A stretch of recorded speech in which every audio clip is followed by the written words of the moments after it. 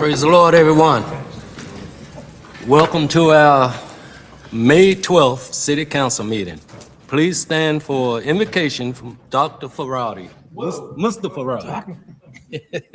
All right, Followed by the pledge. I have debt, but not that much. Followed by the Pledge of Allegiance. If you'll take a brief moment of silence and then join me in word of prayer. Lord, I thank you for this opportunity to serve, to be a part of this city. Please bless this meeting and help us lead your people. In Jesus' name, amen. Amen. I pledge allegiance to the flag of the United States of America and to the republic for which it stands, one nation, under God, indivisible, with liberty and justice for all. Amen. Madam Clerk? Yes, Mr. Mayor. Always love starting these meetings out with recognitions, and tonight we've got a great one. It's Treatment Court Month proclamation.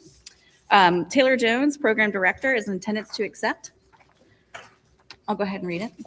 Whereas treatment courts are the most successful justice system intervention in our nation's history for reducing crime by addressing substance abuse and mental health disorders, and whereas treatment courts save taxpayers an average of $19,000 for every individual in the Commonwealth of Virginia, and whereas treatment courts provide a range of economic benefits to a community, such as reduced costs in court and prison expenditures, increased tax revenues, lowered foster care expenses, and decreased costs related to victimization, and whereas treatment courts combine accountability with evidence-based treatment, and whereas treatment courts annually refer more than 150,000 people to life-saving treatment and recovery support services, and whereas treatment courts significantly improve substance abuse and mental health disorder treatment outcomes and prevent fatal overdoses, and whereas treatment courts facilitate community-wide partnerships bringing together public safety and public health, and whereas there are now more than 4,000 treatment courts nationwide, and whereas since its inception, the Lynchburg Adult Recovery Court has served over 100 individuals, having had 33 participants graduate from the program, and whereas treatment courts demonstrate that when one person rises, we all rise. Now, therefore, he, Larry Taylor, Mayor of the City of Lynchburg, do hereby proclaim May 2026 as Treatment Court Month in Lynchburg and ask all citizens to join him in supporting individuals on their journey to recovery.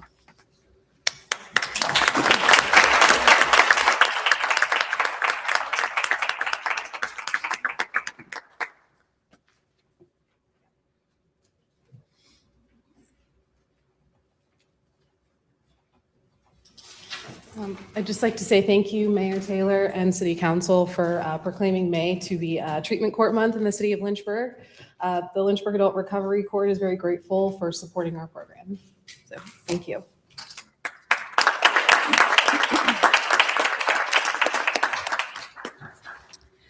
Okay, tonight's City Council agenda is divided into 3 sections: public hearing, public comment, and general business. The first section is public hearings. These are required by law or directed by council. The procedure: staff will give a presentation. The public can give comments. Individuals have 3 minutes to speak. If you're speaking for a group, you have 5. Group speakers must say which group they represent. Each group gets 1 spokesperson. Each speaker must say their name and their locality of residence. After public comments, the public hearing will close and the matter will rest with council. Agenda item number 2. Consideration of adopting an ordinance changing the zoning of a certain area located at 205 Graves Mill Road. Ms. Rachel Fresheisen, City Planner, will provide a summary of the request. Thank you, Mayor, Vice Mayor, members of council. The purpose of this petition is to rezone a portion of 205 Graves Mill Road to allow the use of the building as an office facility that is not associated with an industrial use. Planning Commission recommended approval of this item at their public hearing on March 25th. Our future land use map recommends employment 1 use for the property. These are intended for small or large scale office, research and development, light manufacturing uses, restaurant, light retail, business service uses like a coffee shop or computer sales can also support larger industrial and office users in these employment 1 areas. The existing I-2 light industrial district was established in 1978. In this district, office uses must be related to an industrial use taking place on the site. The owner would like to lease this portion of the property to a non-industrial tenant, which is why they have proposed this rezoning. 205 Graves Mill Road is about 1.76 acres total. The portion of the property proposed for the rezoning is about 1/3 of an acre and is shown here on the slide in red. The property contains another a structure which was originally constructed as a residential home, but was later converted to office use associated with the adjacent Belvac machinery facility. The former home, now office, is approximately 1,800 square feet in size. The remainder of the property contains another structure, which is about 4,200 square feet, and is currently used for industrial purposes by Belvac. This portion of the site, which is shown in purple, would remain I-2 light industrial. If approved, the existing building would be proposed for use as a standalone office, unrelated to the industrial use. There are no proposed exterior modifications at this time, and the structure is served by its own entrance and parking area. This would be permitted in the proposed B3 district and would agree with the future land use map designation, should have limited impact on the area. Thank you. Would the petitioner like to make a presentation? Is the petitioner here?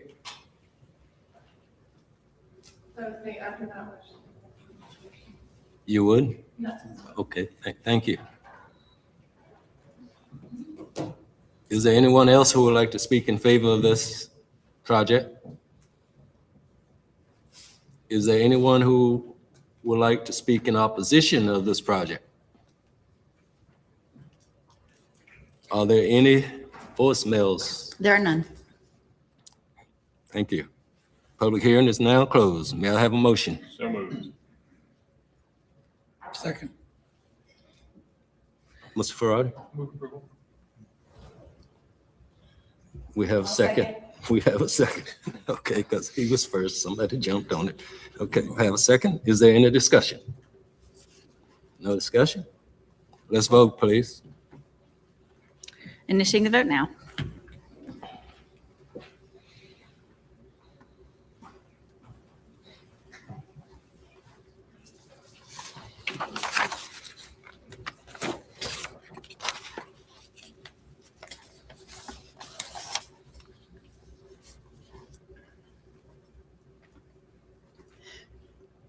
The motion passes. It is 7-0. It's showing 7-0. All in favor on my side. There it is. Okay. All right, moving along to agenda item number 3. Consideration of adopting a resolution approving a conditional use permit allowing Liberty University housing at 3839 Murray Place and 3436 Oddfellows Road. Again, Ms. Rachel Fresh-Eisen, City Planner, provides a summary of the request. Mayor, Vice Mayor, members of council, the purpose of this CUP is to allow for 2 new units for resident director housing and the continued use of the former hotel structure as a dormitory in a B5 general business district. Planning Commission recommended approval of this item after their public hearing on April 8th. Our future land use map recommends mixed use and conservation uses for the area. The dormitory housing would be in the mixed use area, which is the hatched or striped portion of the map. These areas are intended to be developed with a balanced mix of residential, commercial, civic uses, and open space. The subject properties were annexed into the city in 1940. The property is split zoned. The existing zoning was established in 1978. The portion of the properties where the dwellings and the dormitory would be located is in the B5 district, which is the brown portion. In this district, schools, colleges, and dormitories are permitted on approval of a conditional use permit from council. The subject properties are approximately 10.77 acres at 3839 Murray Place and 3436 Oddfellows Road. The facility was originally constructed as a hotel, and it contains 4 existing buildings with a total of 260 units and 500 student beds. Property has been used as student housing for quite some time now, although city staff nor the petitioner could find actual documentation or approval of the facility as a dormitory. So the continued use of the facility as a dorm is included in this petition for the 2 additional units to formalize that approval. The 2 new units would be for resident directors, which are professional live-in staff who oversee the dormitories. In summary, the construction of the 2 new resident director housing units and the continued use of the former hotel as a dorm should have limited impact on the surrounding area. Thank you. Thank you. Would the petitioner like to make a presentation?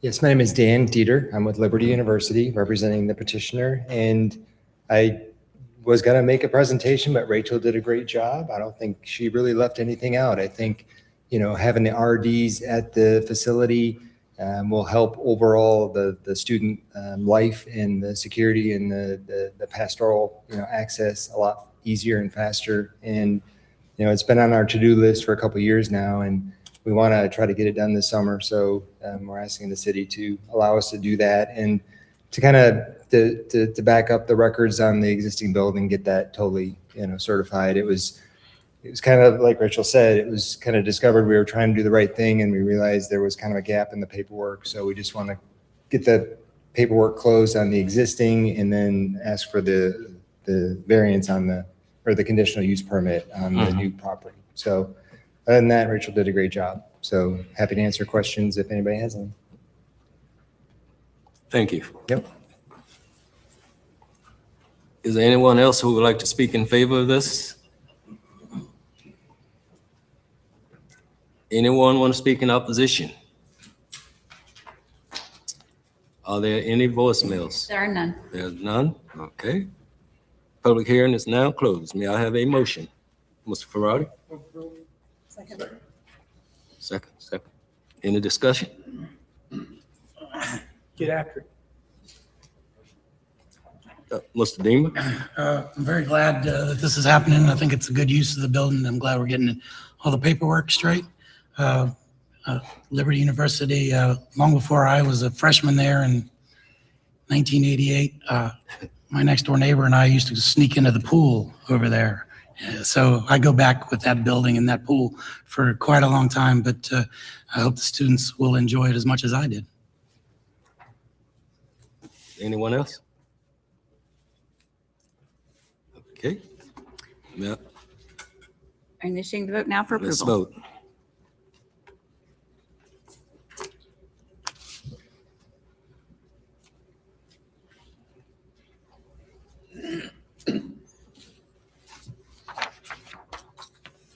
Motion passes 7-0. Agenda item number 4. One second. Okay. Consideration of introducing an ordinance approving the FY 2026 third quarter adjustments. Ms. Donna Witt, Chief Financial Officer, will provide a summary of the request. Thank you. And this item was brought to the Finance Committee at the end of April. This is something that staff brings forward every year as part of our financial policies to make adjustments to the budget based on anything that's happened during the year. So, I do have a clicker. So you have a detailed description of all the changes in attachment A of your agenda summary, but they're really to appropriate additional dedicated revenues in the general fund, we true up grants, and then we appropriate different and additional revenues and rescind other amounts. It's basically a cleanup.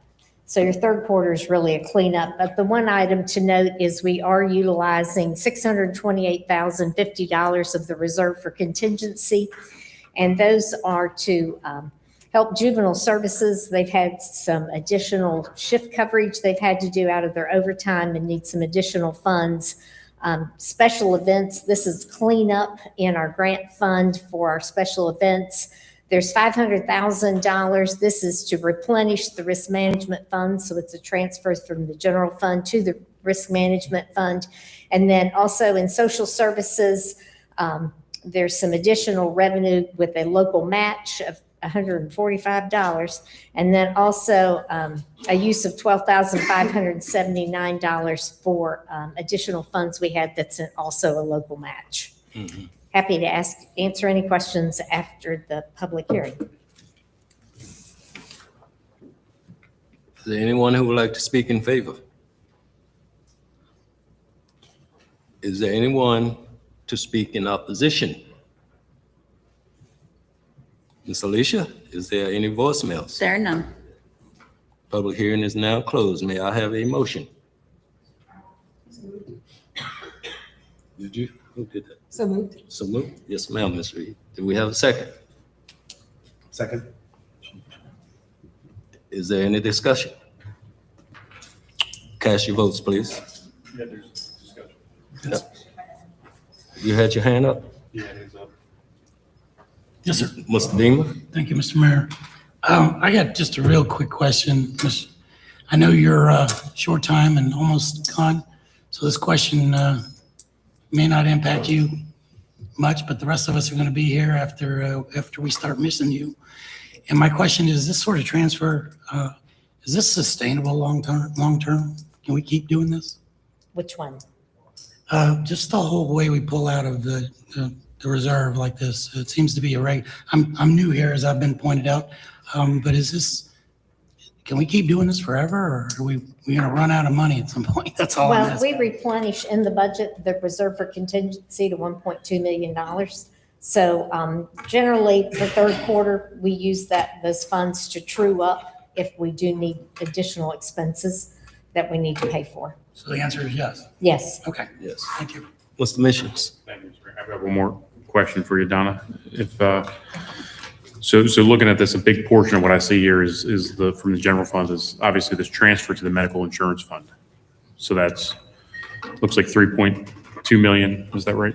That's correct. There's this is a reserve that currently sits in the general fund. And we have that so that if we have a bad claims year, we have some funds to go to. And we're just simply transferring that to our new medical fund that we're creating in the 27 budget. That's kind of what I was getting at, because when you look at it, that would seem pretty substantial to have a $4.5 million transfer from the general fund. But I just wanted to point out that 3.2 million of that is really just moving a reserve to a new reserve and a new fund. Yeah, correct. And I think for clarity purposes, for that to be understood, that it's not just 4.5 million in general fund expenditures that are new. It's just a move, so to speak. Just transferring it to a different fund. So that's the reserve for the new medical insurance fund is what that's becoming. That's Is that correct? And That's then, correct. and It then- won't be spent. It's not projected to be spent Okay. or proposed to be spent out of that fund. But it's simply there going into that fund for the same reason. Should we have a bad claims year and need additional funds, it would go back to council to be able to dip into that reserve. excellent. And then the reserve, and then the revenue source for that will be from payroll deductions and That's employer correct. and employee The city contributions. portion and the employee Got it. portion. That's all I had. Thank you. Anyone else? Let's vote, please. Initiating the vote now for approval.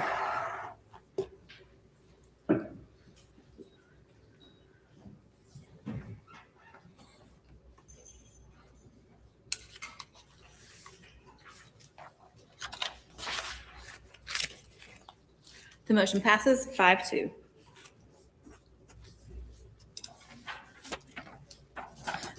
Agenda item number 5. Consideration of introducing an ordinance authorizing the sale and disposal of 805 Court Street.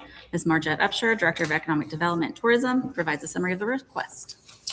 Good evening, Mayor, Vice Mayor, members of council.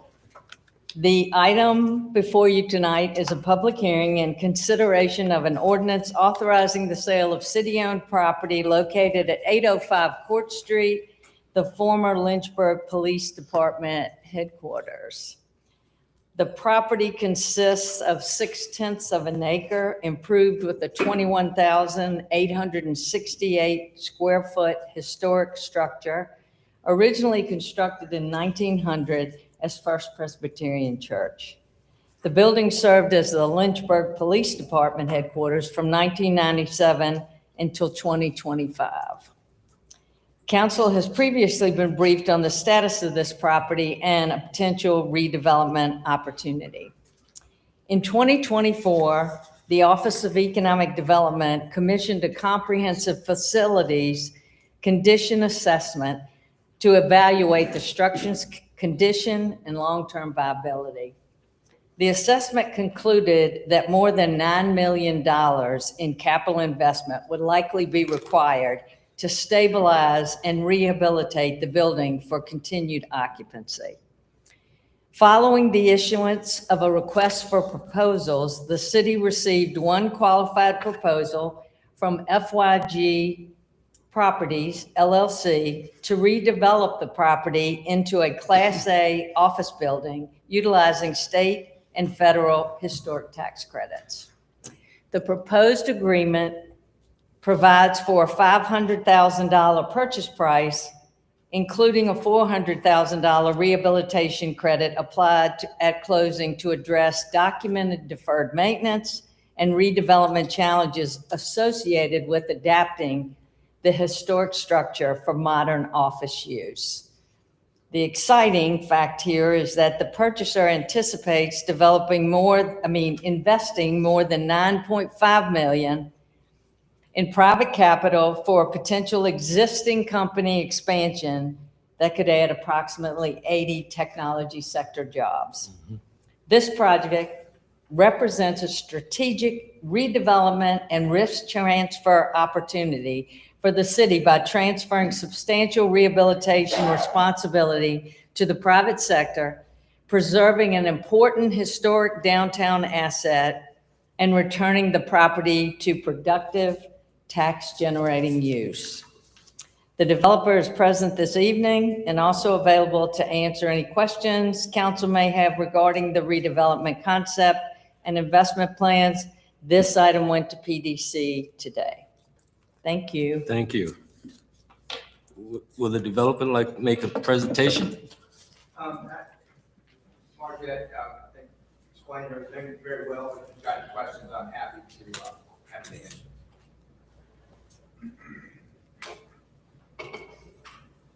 Anyone here to speak in favor of this project? Is there anyone here to speak in opposition? No? Ms. Alicia, are there any voicemails? There are none. Public hearing is now closed. May I have a motion? Second. Second? You want to speak? Thank you, Mr. Mayor. As mentioned, this item came before PDC today, and while we did not take a vote because of the nature of the public hearing, I'm pretty confident it would have passed unanimously in our meeting. We're excited about the project, excited about the historical nature, and keeping that integrity with the building, and I'm excited to vote in favor. Thank you, Mr. Mayor. Mr. Dingman? Thank you, Mr. Mayor. This is one of the most beautiful buildings in Lynchburg. No doubt. As a photographer, I love shooting inside and outside that building. If you haven't seen it, go see it. The fact that this developer is willing to put his own skin in the game to keep it beautiful and restore it for another generation to enjoy as a true benefit to our beautiful city. So thank you for that. Dr. Wilder? Yes, so I'm glad to see this project being developed. It's a beautiful structure. I love old churches. The stained glass windows, the interior of the church. I've been there for services many years ago with Higher Heights. It's an amazing facility. I'm so glad to see the developer investing in our community and making downtown even a better place to live, work, and play. So thank you to the developers for doing that. Appreciate it. Ms. Reed? Likewise, I think it's going to be so thankful we're saving it and salvaging it to be reused, I think, in a really creative way. I'm very excited to see how it's going to become a corporate space. So that's really cool to see it reimagined. So it's wonderful to be able to take our historical buildings and reuse them. So thank you. Anyone else? Let's vote, please. Initiating the vote for approval now.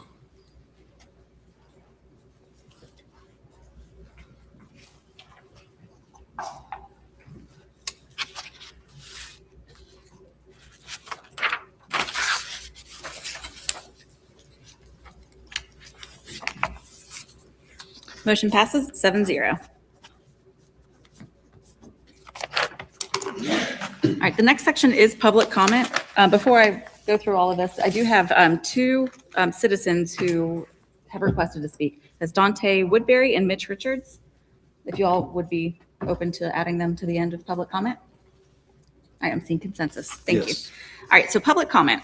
Speakers have 3 minutes to speak. If you're speaking for a group, you have 5. City Council listens to your comments and may ask the city manager to follow up. Citizens often express differing opinions to make sure everyone feels comfortable speaking. There's no applause, cheers, or jeers. Do not intimidate, insult, or disrupt others. Do not use profanity, promote businesses, or campaign for office. Agenda item number 6. Hear from a group representative regarding opening the gyms this summer and update on methane gas level in Darrington Precinct, Ward 2. Robert Flood, Rescues of the Youth Hoop City.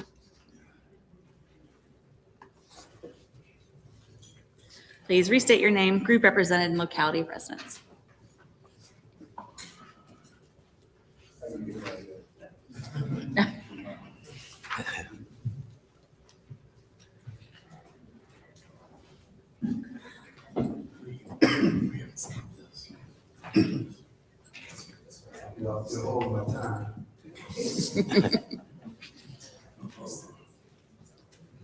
Been down here in a while, but okay. First of all, I'd like to thank Lynchburg City Council for giving me the opportunity to speak again about a couple of subjects I'd like to speak about. One is, I know I spoke about it, and everybody won't hear the time I spoke about it, about ICE 287G. I think Marty and Vice President would love to see ICE here, but this is not a big city. This is a small town, and we try to get along with each other, black, white, wherever you're from. And we know ICE go after people look like me and brown people, not people look like you, Marty. So I just want to put that out there.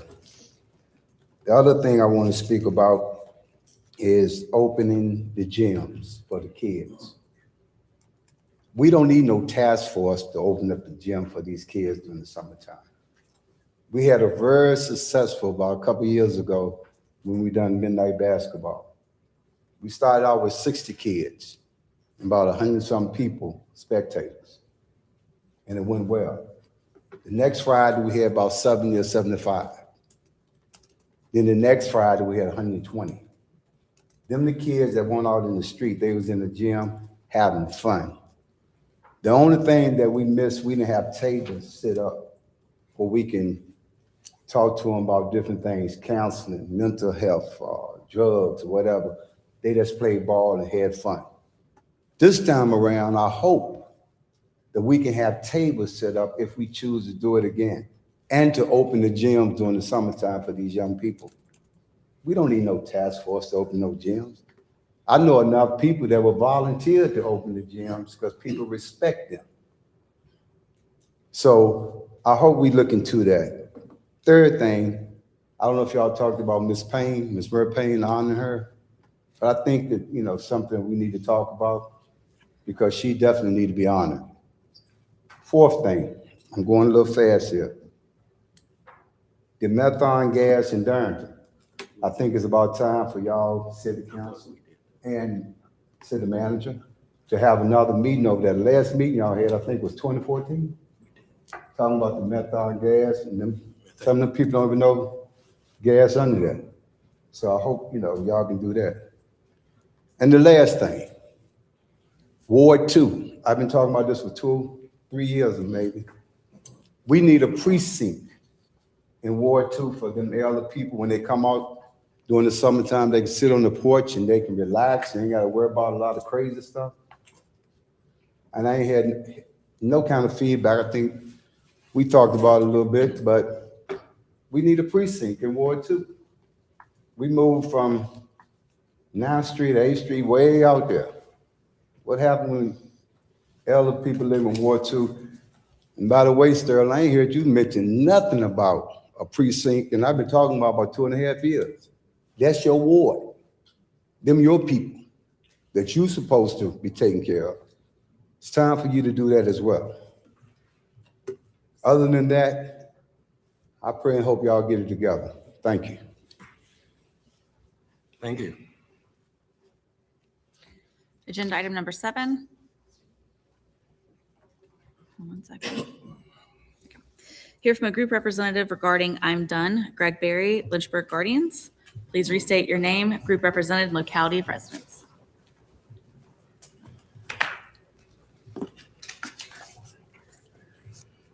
Good evening, Mayor Taylor, Vice Mayor Deemer, and council members. My name is Greg Berry. I live in Ward 3, and I represent the Lynchburg Guardians. To God and his son, Jesus Christ, be all praise, honor, and glory. In Revelation 3, verse 19, Jesus said, "As many as I love, I rebuke and chasten. Be zealous, therefore, and repent." Over the last 18 months, it has been my intention to encourage City Council to work together and more importantly, seek God's direction in handling the business of our great city. I have implored you all to put aside your differences and in the spirit of Christ, love one another. I had great hopes that all of you would recognize that God has a mission for you to restore Lynchburg and to provide hope for our citizens. City Council has failed. We have allowed personalities and egos to take center stage rather than the needs of our city.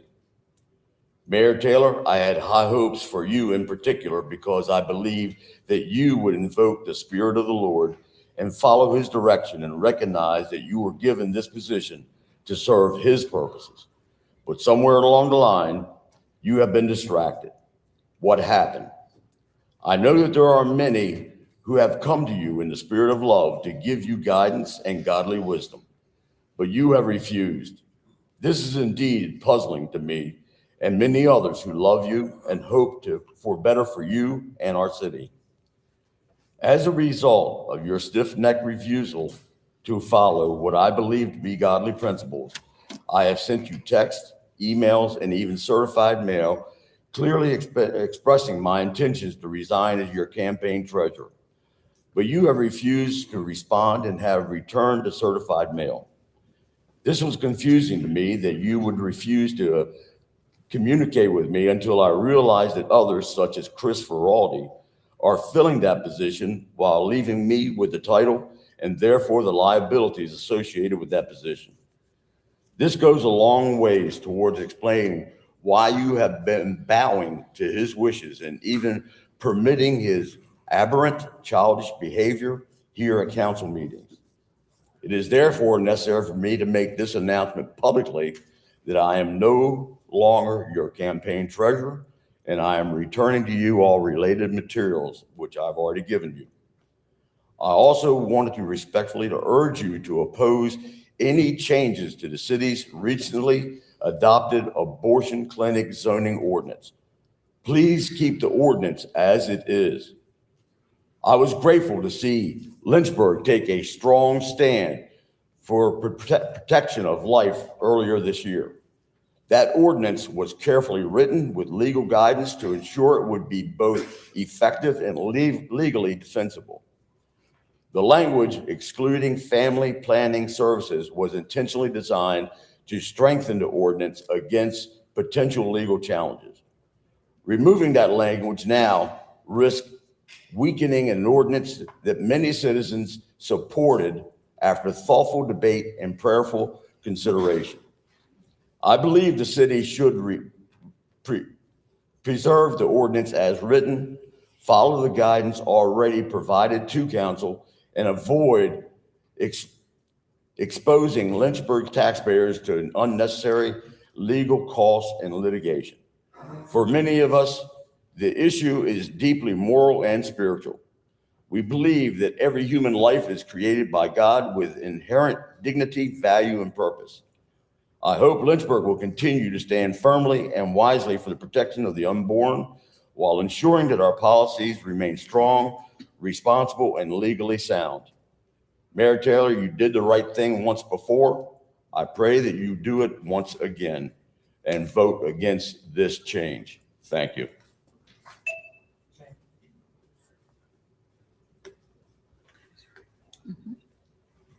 All right, I am not on the agenda. Hear from a citizen. Yes. I need to say something very briefly. No, let's keep going. It's related to the comments, and I'm going to make a point of order that his comments were out of order, slanderous, and false, and should be scrubbed from the Mr. record. Mayor, his comments are out of order. Can we just No, they're stop not. It's a this? point of order. You can't cut me off. All right. It's a falsehood and should be scrubbed from the record, and I believe them to be slanderous. You're not supposed to interact with people. Stop. I'm not interacting with What's your anybody, Kurt. attitude? I'm talking to the mayor. Your attitude, don't These get are an our citizens, attitude. Mr. Yes, Mayor. yes. Yes, He's not supposed to be responding to them. and you're not supposed to be We're talking. supposed to be silent up here. That's the Chris. rule. We need to follow We'll it, talk Chris. about it later, okay? Mr. Mayor, Let's keep am I going your forward. am I acting in any capacity as your treasurer? Mr. Mayor, No, you're not. I said we'll Thank you. talk about it later. this is inappropriate, Mr. Mayor. Okay. Ms. Alicia? All right, item not on the agenda. Hear from a citizen regarding a matter. Dante Woodbury. Please restate your name and locality of residence.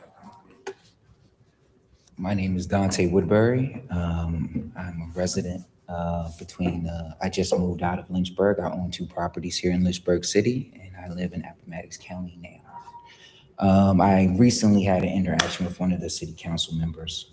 I just want to remind the city council that 21.5% of your voting base are Black residents.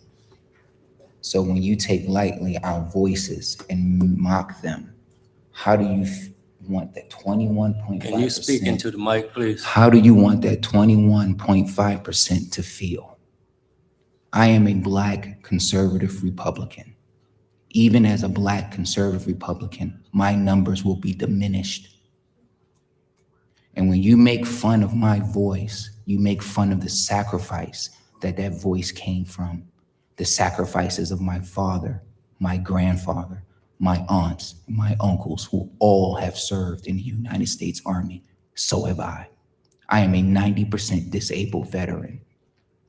You mocked my intelligence. You mocked my service. And you thought I wanted to commit genocide against all these white people because I'm angry against evil. I don't like evil. I fight against evil. That's why I joined the military.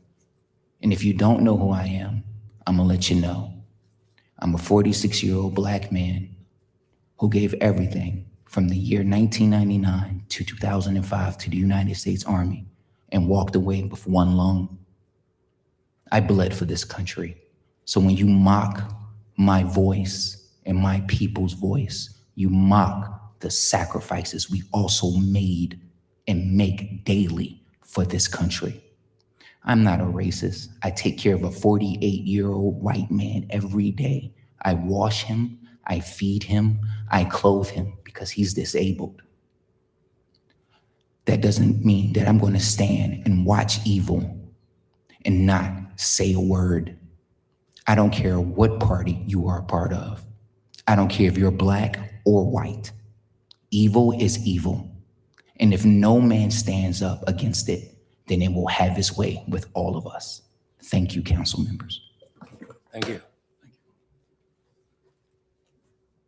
All right, item not on the agenda. Hear from a citizen regarding a matter. Mitch Richards. Please restate your name and locality of residence. My name is Mitch Richards. First off, I just want to thank you all because I'm not on the agenda. Also, I never, probably since high school, since I spoke at my graduation, do I write anything. So I'm just asking that y'all bear with me. All right, good evening. Tonight I stand here not just as a Black man, not just as an organizer, not just as a citizen of the city, but as someone who understands history and understands what happens when history is ignored. Because what we are witnessing right now is nothing new. This country has a pattern. After slavery ended, Black Americans began building political power during Reconstruction. Black men were elected office, communities were organized, families began to build, and then backlash, something we used to. District lines were manipulated, voting rights were attacked, Black voices were suppressed through intimidation, violence, and laws specifically designed to weaken our political influence. Then came Plessy versus Ferguson, which legalized segregation. Then came poll taxes, literacy tests, redlining, housing discrimination, and generations of policies meant to keep Black communities politically and economically weak. And eventually, through blood, sacrifice, organization, and resistance, the nation passed the Voting Act of 1965 because Americans finally acknowledged what Black people had been saying for generations. Democracy means nothing if people can manipulate the system to silence certain communities. And now here we are again. Representation matters in our schools, representation matters in housing, representation matters in police and economic development and the future of our neighborhoods. And representation matters even more when prejudice still exists. In a federal appellate court opinion involving Councilman Marty, the court described remarks connected to him as transparently bigoted, not controversial, not misunderstood, but transparently bigoted. Those are the court's words, not mine. I didn't come up with this out of my pocket. The opinion referenced remarks involving Black people, Asian Americans, transgenders, LGBTQ community members, and at the end of the day, it does not represent who we are as a community. So if we are gonna sit here and be truthful about what's going on in Lynchburg, we need to listen to everybody's voice because we're gonna speak and we're gonna get louder. Thank you, sir. Peace. All right, the next section is general business, includes new items for discussion. Agenda item number 8, consideration of adopting an ordinance ratifying the sale and disposal of 1505 and 1517 Jackson Street. This item was discussed during a PDC meeting earlier today. I defer to the chair of that committee, Ms. Timmer. Thank you, Mr. Mayor. Yes, so we voted on this. We voted unanimously for it. Then it came forward on a consent agenda. There was a split vote on the consent agenda. Legally, this needs to pass with a 3/4 majority, I believe. And so tonight, it just gives us the opportunity to go ahead and ratify that and reaffirm that so that it meets legal muster. Thank you, Mr. Mayor. Oh, and I'll move for approval. Second. Any discussion? Let's vote, please. All right, initiating the vote for approval now.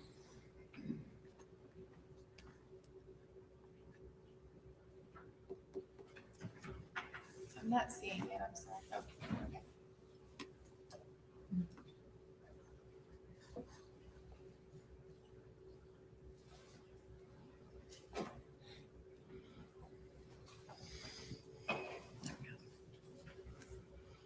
All right, the motion passes 7-0.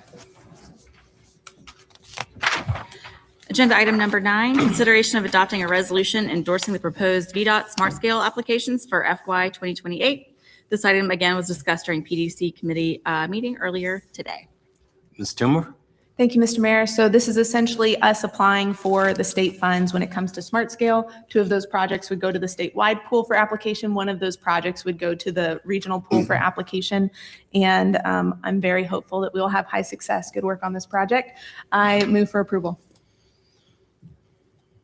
Cast your vote, please. Oh, Yeah, it would pass PDC unanimously. Just Yeah, give me a second. excuse me. All right, initiating the vote for approval now.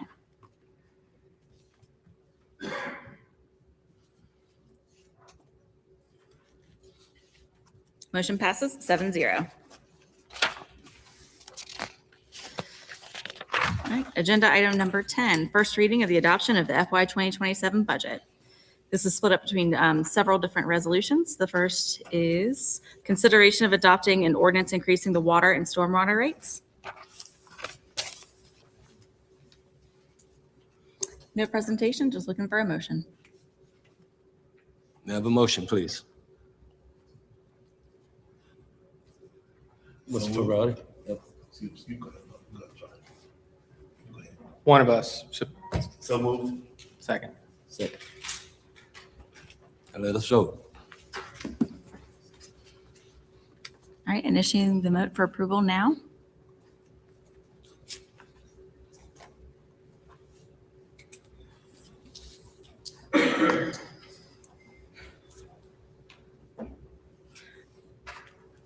The motion fails 3-4.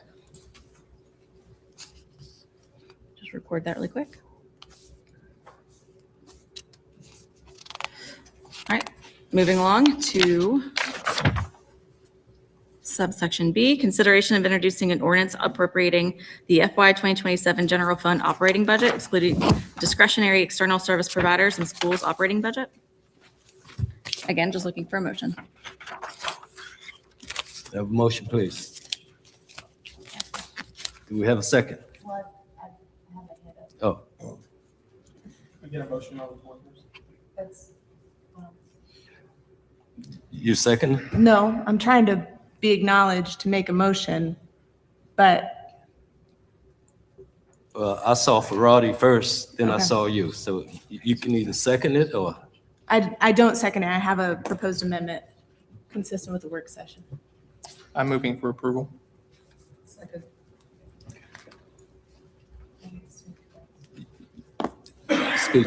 speak to your motion. I'll speak at the second reading. Thank you. Ms. Reed? Ms. Timmer? Thank you, Mr. Mayor.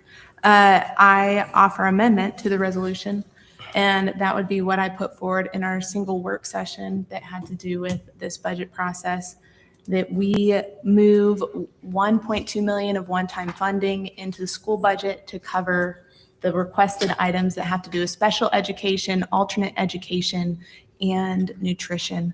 I'm open to where that money is pulled from. I have various options, but I believe that we should go ahead and acknowledge that request from the schools and fund those items. Point of order. Point of order is that was not properly presented at a work session for independent review and therefore is not properly before us. I'd like to second it, so it's properly before us. Ms. Timmer? Well, you can rule on the point of order, but I'd be more than happy to address that.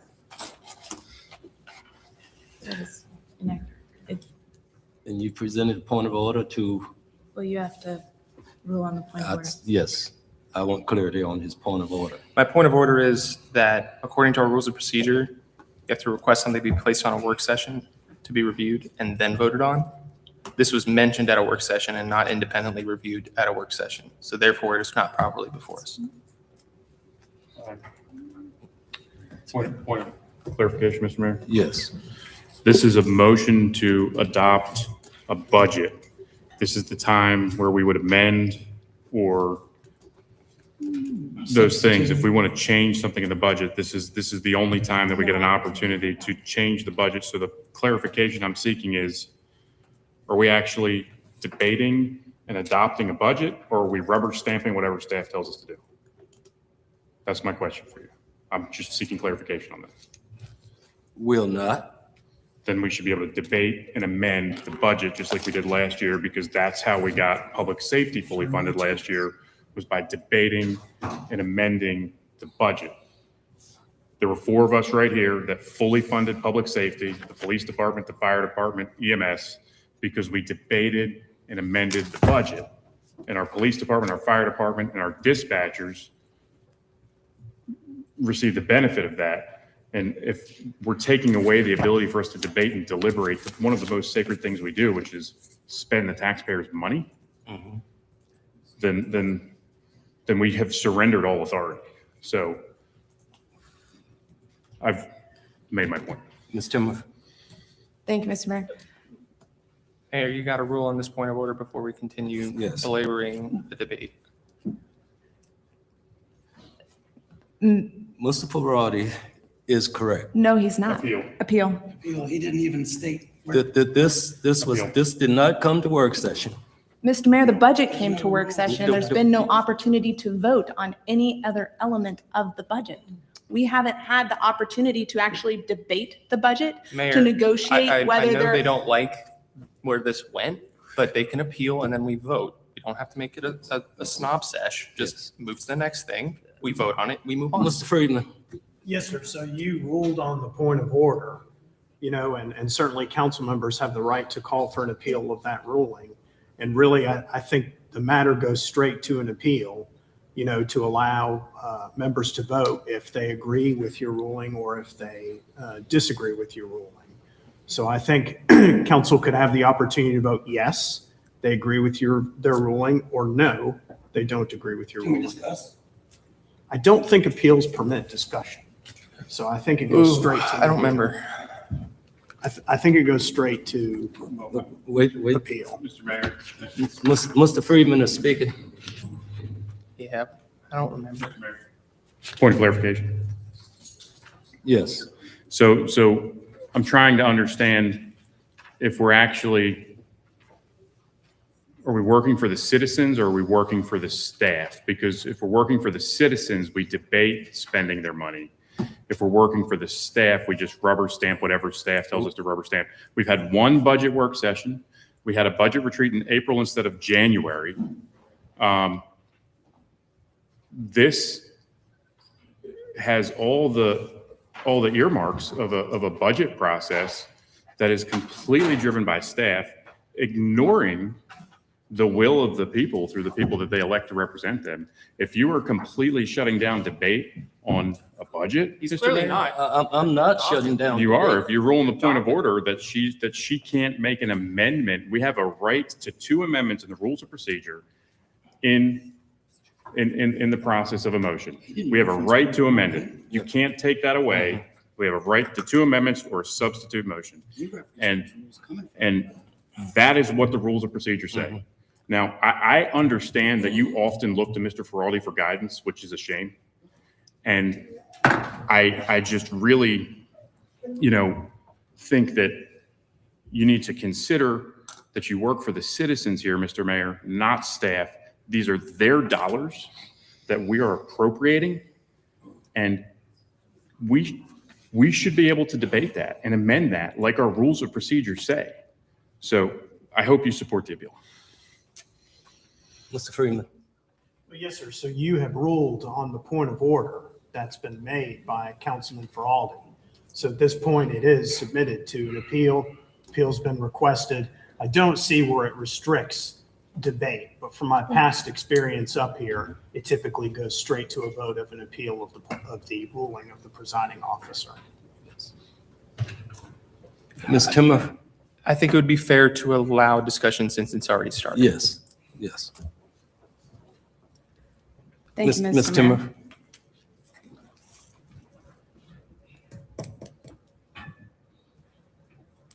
Mr. Mischin spoke to a lot of these key elements. I'll keep it brief, but I do want to reiterate. We have the right to amend. That's in our rules of procedure. We have the right to substitute. That's in our rules of procedure. This budget was brought to us in a single budget retreat, again, that was presented in April. That's a whole nother thing. And one work session. There was no opportunity for debate. I brought forward to council what I would like to see in the budget, what I would not like to see in the budget. What I would like to see is largely what's there, but I have a couple other priorities. It's a very simple amendment that was easily explained in the work session and somewhat discussed. This is normal procedure to bring forward an amendment. This is not a normal budget process. Mr. Feraldi is inaccurate. I am not bringing forward some alternate proposal that hasn't been discussed or vetted. This is simply looking to shift some one-time funding into the schools. So how this is suddenly extraordinary and beyond what is done on the day-to-day is pretty astounding, especially considering the expedited nature of the budget process and the very little degree to which council has been able to be involved. So I strongly disagree with your interpretation of the rules of procedure on this matter. And I'll leave it at that. Ms. Reed? I have a quick question.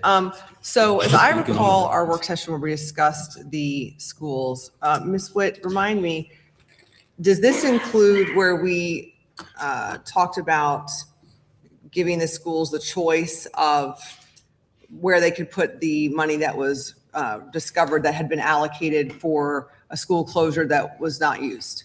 That's correct. Okay, so as I recall, a majority of us directed, I guess, or agreed that that was kind of the direction we were going to go. While we didn't take a vote, is that's included in this option? That's correct. And that was sent out in an City schools email, did correct? Didn't we get an Yes. email that kind of? Yes, Okay, city did- schools responded to our request of how they would spend the $1,645,222. Right, okay. So that's what I'm recalling and what a majority of us went in that direction, which I'm assuming that's why staff did that. And that's what's on here is not just one person wanted their way. There was a majority of people who gave a direction or opinion on where the money was going and what it was doing. And that's what's included here. And so there was discussion and debate over this. So this is being misrepresented. We had an opportunity.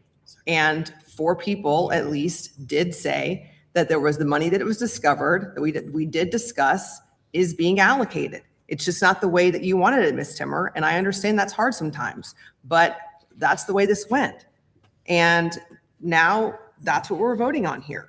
So we have to move on. We've discussed it before now. That's what's on here. We've been emailed about it.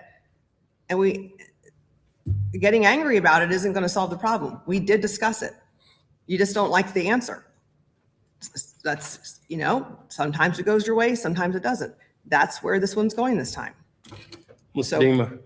Thank you, Mr. Mayor. We don't know which way it went and why there was any debate or discussion even going on if we didn't make a motion and actually vote.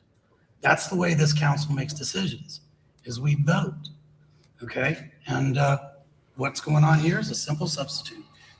He referenced the rule. I didn't hear any reference to the amendment. I didn't hear any reference to any rule or any procedure that would stop it. And I made a second to her motion, and I'm glad we're at least discussing, and I was able to second it, so it's properly before us. And now we can actually take a vote. Yes. Because everything that was referenced down there was, well, there was consensus, we had some discussion, we may have done this, we all agreed to this, and we didn't vote. So that's the way we decide which direction we go. We push a button. Ms. Timmer. Let us push the button. Thank you, Mr. Mayor. I believe Dr. Wilder hasn't spoken to Mr. Mission's had his hand up first. Go ahead first. Go ahead. Go ahead. Okay. Thank you, Mr. Mayor. I'm well aware that council doesn't always go my way. It doesn't go my way a lot. I'm okay with that. But I do think we should vote on it. And it's totally appropriate in the context of our rules of procedure. Okay. And if we operate based on consensus in a work session, then you never know what you're going to get. And you all don't know what you're going to get. I would like to move the 1.2 million in one-time funding to one-time funding allocations within the school budget. That's what I would like to do. That's what I said in the work session. That's what I'm saying here. Simple amendment. Happy for it. I mean, I would not be happy for it to fail. That's what I would like to see happen. But if it fails, it fails. And I'll be totally fine with that. So I think we should vote. Mr. Mitchell. Thank you, Mr. Mayor. 2 things. First thing I'm going to do is I'm going to read this. This is Lynchburg City Council Rules of Procedure, Section 6.5, Motions, Paragraph B, Subparagraph 7. To amend, any substantive motion properly on the floor may be amended. An amendment to a motion must be pertinent to the subject matter of the motion. An amendment is improper if adoption of the motion with that amendment added would have the same effect as rejection of the original motion, which it did not. It was the same motion plus a small amendment in the budget. A proposal to substitute completely different wording for a motion or an amendment shall be treated as a substitute motion. It was not. It was adopt the budget with a $1.2 million change in one-time funding. Okay, let's vote on. May be amended no more than twice. Once a motion has been offered to the council, it is up to the council to decide whether or not it should be changed by amendment. It is not necessary for the person making the original motion to approve of any proposed amendment to the motion. And what just we saw happen before us, Mr. Mayor, was Mr. Feraldi did not approve of her amendment and then used a dilatory point of order to try to shut it down and didn't even cite the rules of procedure to do so in a way that actually is relevant. So understanding what Councilmember Timmer was asking for was she was asking for a $1.2 million. And I heard everything that Ms. Reed said, but the reality is what we're looking at is a $1.2 million difference between what Lynchburg City Schools requested and what this operating budget includes. So the request that was made was regarding that, was to address it with one-time funds. And I'm sure she has a plan on where those one-time funds are coming from in another part of the budget. But the reality is, right now, there's $1.2 million that they've asked for in our Lynchburg City Schools budget that isn't there. And that's what she was trying to do. So this isn't about what was presented in the work session or what wasn't, or what we approved. We didn't approve anything. We didn't vote on anything. We had a budget retreat in April when they're usually in January. Before city council elections were moved to November, budget retreats were in the fall. Once city council elections were moved to November, budget retreats got moved to January. We didn't have a budget retreat until April. It's an abject failure of planning to spend your money. That's what that is. And then we only had one budget work session for a $600 million budget. One budget work session, Mr. Mayor? Yes, One sir. budget work Point of session. order. Let's take care of Mrs. Timmer's amendment. So are we voting on the appeal or are we voting on the amendment, Mr. Mayor? We're voting on her amendment. So are you withdrawing your ruling on her point of order? That's the question I have, point of clarification. Are you withdrawing on your ruling of the point of order, Mr. Mayor? Hold on. Because I need to understand what we're voting on, Mr. Mayor. You just said, I just told you what we're voting on. but you have to withdraw your ruling on her point of order in order to do that because you've already ruled on it. She didn't have a point of order. Yes, you did, Mr. Mayor. You ruled against it and then we appealed and that's what we're debating right Okay, now. I'm withdrawing my point of order. Let's vote. So can we just get clarification on what exactly the amendment is, Mr. Mr. Thank you. Wilder. She wants to clarify a motion, correct? I mean, You're good. My amendment is to adopt the budget with this single amendment, which is moving 1.2 million from the one-time funding in the city operating budget into the one-time funding for schools so that they can appropriate it as they have requested for special needs, for alternate education, and for nutrition. Dr. Wilder. and my point was, again, when we talked about this during the work session, the comment was, I made the comment about I was one of the only ones who have children in our school system, and I was corrected. So I remember that comment. That I was corrected. I know Marty does, so I remember the comment. So I was corrected. I apologize for that. Again, I'm one of the biggest. I said I was one of the biggest supporters of school systems. On the school board for 9 years, vice chair for several years. So again, I support the school system, and I have kids in the school system. I'm always supportive of that. Now, we've provided additional funds to our school system to use as they see fit to give them that leeway. I supported that. What is happening is they want to take money from what was suggested was to take money from the pool, the project we already got going away, take money from the Miller Park, take money from the library, take money from other things that we already have agreed upon. So I did not approve of that. So that's why I do not approve of the motion. Thank you. Mr. Ferrari. Spin on this council than a washing machine on rinse. So the fundamental thing that we were on was my point of order, which Ms. Timmer didn't like, apparently not the vice mayor and not Mr. Mischens. If you are moving away from standing with that point of order,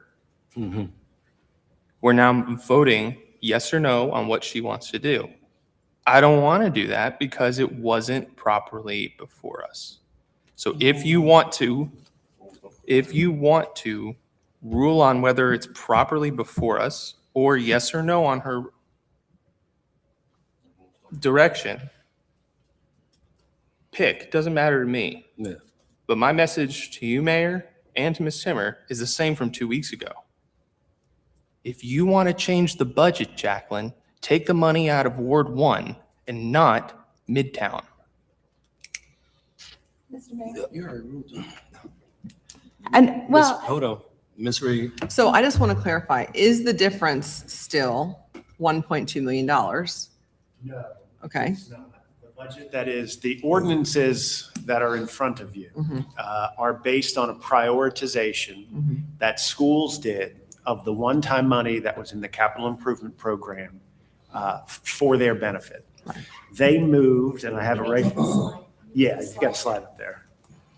While Donna gets that ready, they moved $661,354 out of the capital program into the operating budget. That includes $297,255 for purchase services for special ed, $264,000 for purchase services for transportation for special ed, and $100,000 for materials and supplies for building maintenance. So if there was originally a total one-time ask of 1.22 million, that has been roughly cut in half based on the ordinances that are in front of the council. Okay, so with the money that we were able to find from the school closure that didn't happen, their delta now is approximately $600,000.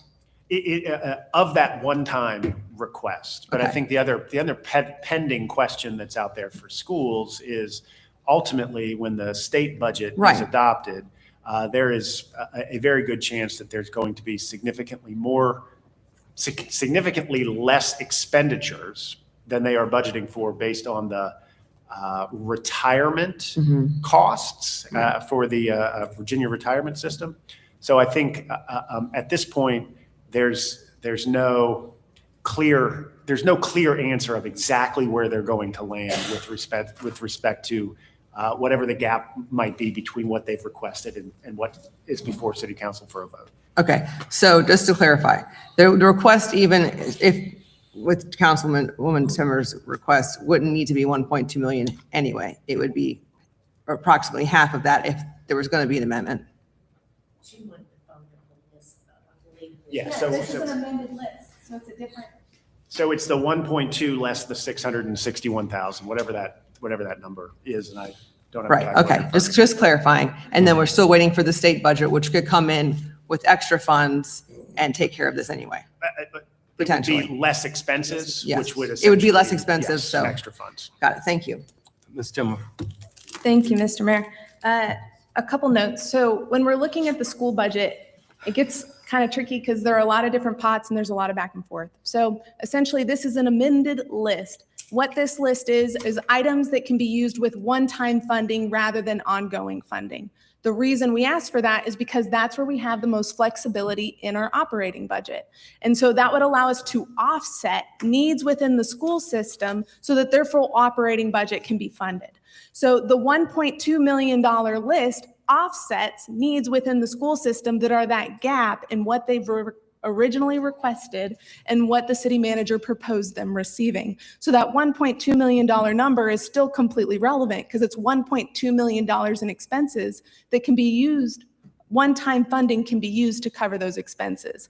Additionally, with the VRS funding that was discussed as far as potential VRS savings, that number is a ballpark. It is a good ballpark, but what can often happen is the shell game. So you get savings here, but then the Department of Education wants money here. And so we don't know how to factor in those savings ultimately in the context of the school budget. So my amendment is still as it stands to move the $1.2 million. To Mr. Feraldi's point regarding Ward 1, unfortunately, Ward 1 doesn't have any one-time projects on the list as far as one-time funding. Most of that is in Midtown, but I would ask you on this particular situation, would you rather have that money with the one, and I understand there's ongoing discussion with the library, but where I have proposed pulling the funds and where I would continue to propose pulling the funds are from the library, the Miller Park Playground, downtown, and the property toolkit in order to cover the gap in the schools that covers special education, alternate education, and nutrition. So would you have, let's just vote on it. Come on, Mark. So I am required to disclose that my wife is a teacher at Lynchburg City Schools, and therefore I am a member of a group of 3 or more persons, of the members of which are affected by this transaction, because we're voting and related to the school budget, which is where her compensation comes from. And that group is spouses of teachers employed by Lynchburg City Schools. That's the group that I'm a part of, and that I'm declaring that I can participate in this transaction impartially, and I will continue. I've also emailed you the disclosure statement that's will be on file for however many years it has to be on file for. And one thing, though, I want to ask for a point of clarification or question on that. This slide that's presented is not what was given to us in the budget amendment memo that Mr. Patrick sent out. That's what I'm looking at right now. If we could get that on the screen, I think that would be really helpful. It's page 5, the last page of that. And if somebody, you got a calculator over there, Greg? I can get to a calculator. You can get to a calculator? Because I just want to do a little quick math here. I've got 2,865,664. That's the initial funding request in the last page of the budget amendments you sent us, grand total, and then 1,645 minus 1,645,222.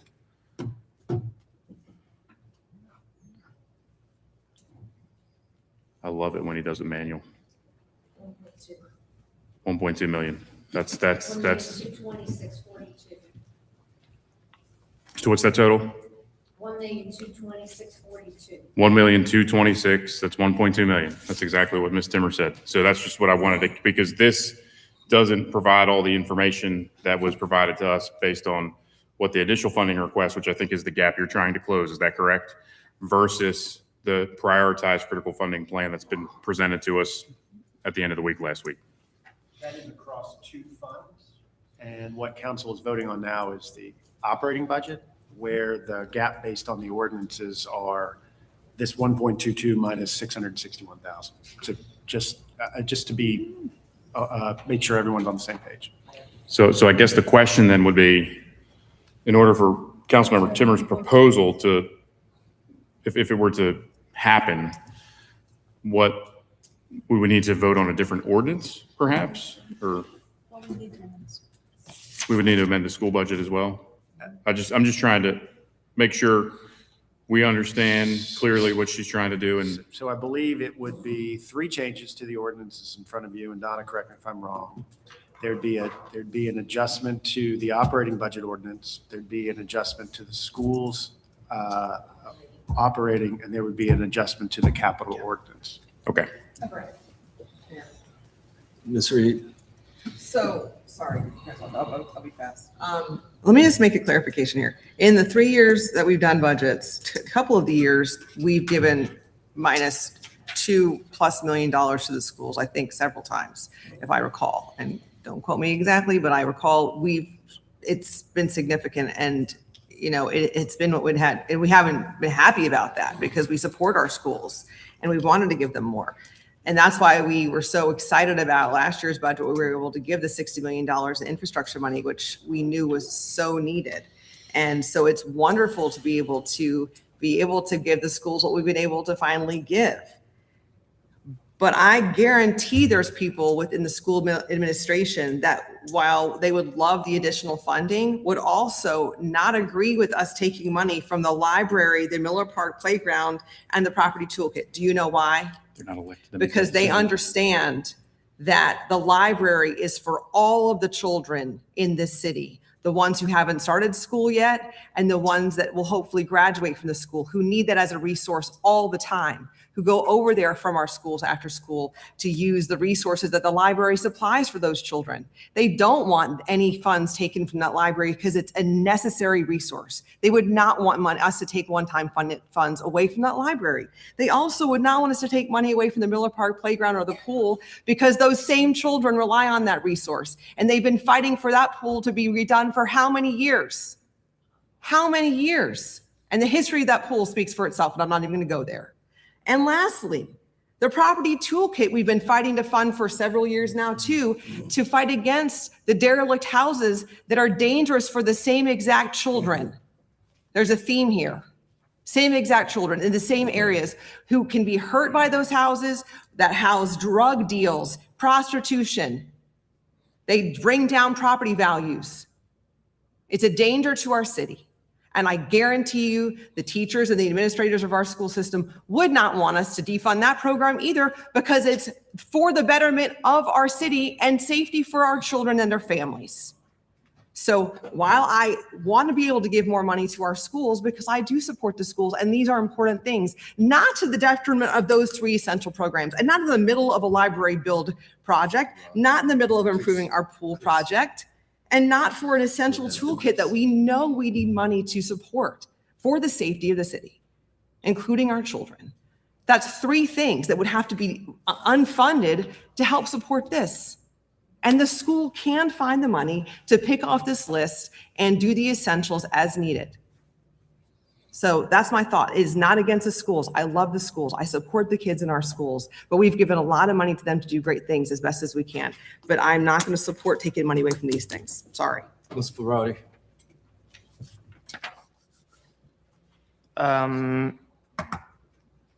To me, this smells of pass it and find out what's in it later, because I don't know the changes. This is my whole point of the point of order, was because all this should have been hashed out in a submission of a budget request, gone through the process and reviewed, so that we wouldn't have these question marks and be voting on something to the tunes of millions and millions of dollars without knowing the impact.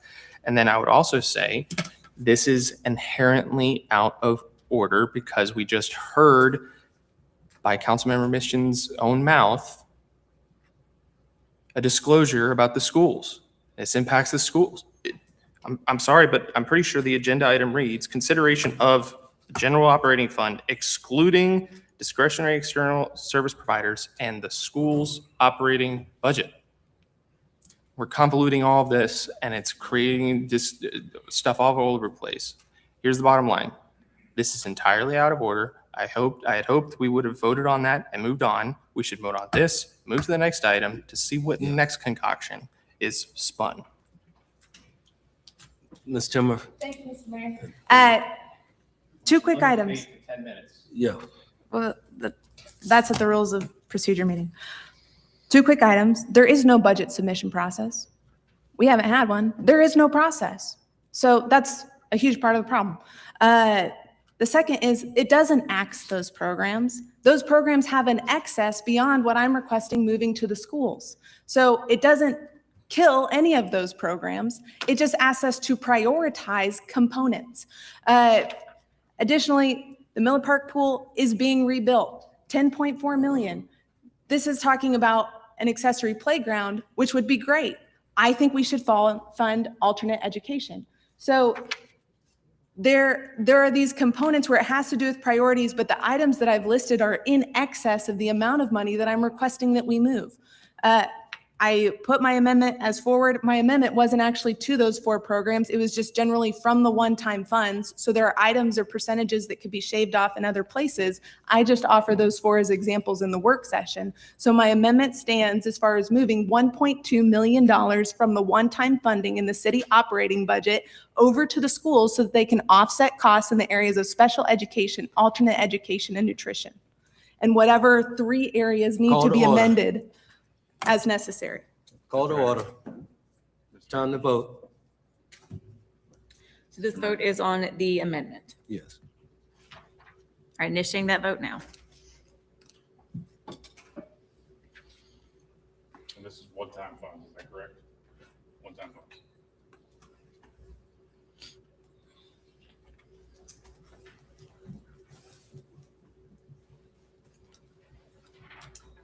The motion fails 3-4.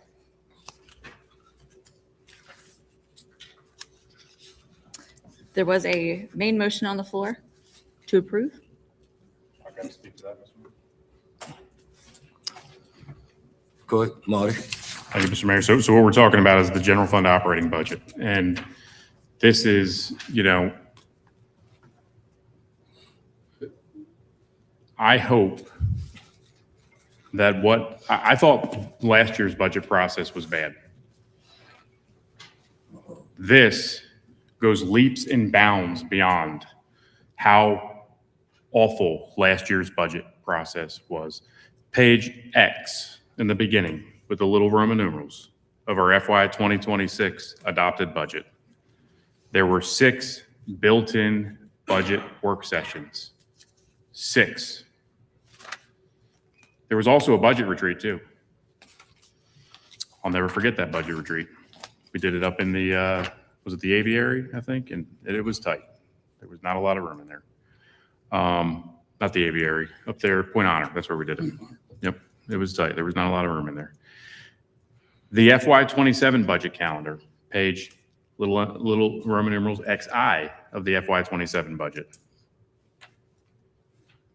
We had a budget retreat April 3rd. So our first budget work session last year was March 11th, and there were 6 built-in budget work sessions. 6 built into the calendar. We didn't have our retreat until April 3rd, almost a month later. And then April 28th, almost May 1st, our first built-in budget work session and the only budget work session on the entire budget calendar. And what are they trying to do in that one budget work session? I'll tell you what they're trying to do. They're taking $9 million more from the taxpayers.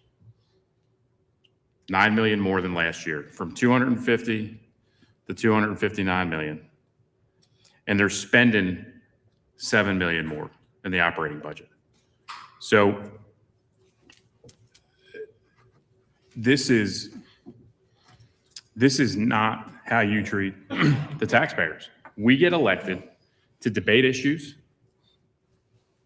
We get elected to deliberate things. We get elected to make decisions for the citizens. That's why we're elected. And one of the most sacred responsibilities that we have is spending your money, because how much we spend determines how much we have to take, right? And just like last year, when I voted for equalization with these two right here, but it failed. Just like last year, when I voted for an 83-cent real estate tax rate and a 25% reduction in the car tax, but it failed to try to do a revenue neutral budget. These two voted with me to do it, and it didn't happen because they can't control the spending. We can't afford to continue to do this. People are leaving Lynchburg because taxes are too high. It's happening, you know, and what the other side of it too is it's what you get, right? It's not just that the taxes are an issue. It's that what we're seeing is taxes increase, spending increase, and then the quality of service decreases. I chaperoned a field trip for Bedford Hills today, right? I was talking to parents, and you know what? There's people good families pulling out of Lynchburg City schools because things are deteriorating. We got to fix that. We got to have accountability for that. And Mr. Mayor, I'm going to point it out. I am done hearing Chris Feraldi make underhanded comments about me being a father, my family, and my kids, and you better get them in line. Marty. No, I'm still talking. So I will time for you to continue. stop talking. I'm still talking. I got the floor, Mr. Mayor. This budget, the spending is ridiculous. The additional revenue, 9 million more in revenue, just to turn around and spend it, right? When's it going to stop? When is it going to stop? I cannot support and rubber stamp the bureaucratic pipe dreams represented in this budget when we need to focus on what the priorities are. We need to focus on the priorities where your money needs to go. Not just come in, have one budget work session, and then just rubber stamp whatever's put in front of us. I wish I would have brought my budget binder in here so I could show you. You've all seen it. It's a huge book. But we're talking about a almost $600 million in this budget. One work session. The retreat didn't come until April when we had our first budget work session in March of last year. It's just a complete and total disrespect for you and the work you do to earn your money. That's what it is. It's a complete and total disrespect for the taxpayers, the way this whole process went. I don't know what to give it as a grade because last year I gave the budget process an F. And this is 10 times worse. One work session and a retreat in April to spend $600 million. It's wild to me. I mean, you need to take a look at what's going on. There's something seriously not normal about any of this budget process. And then the point that my colleague, Councilmember Timmer, made about how we don't get to vote on things. And I think the Vice Mayor made it also.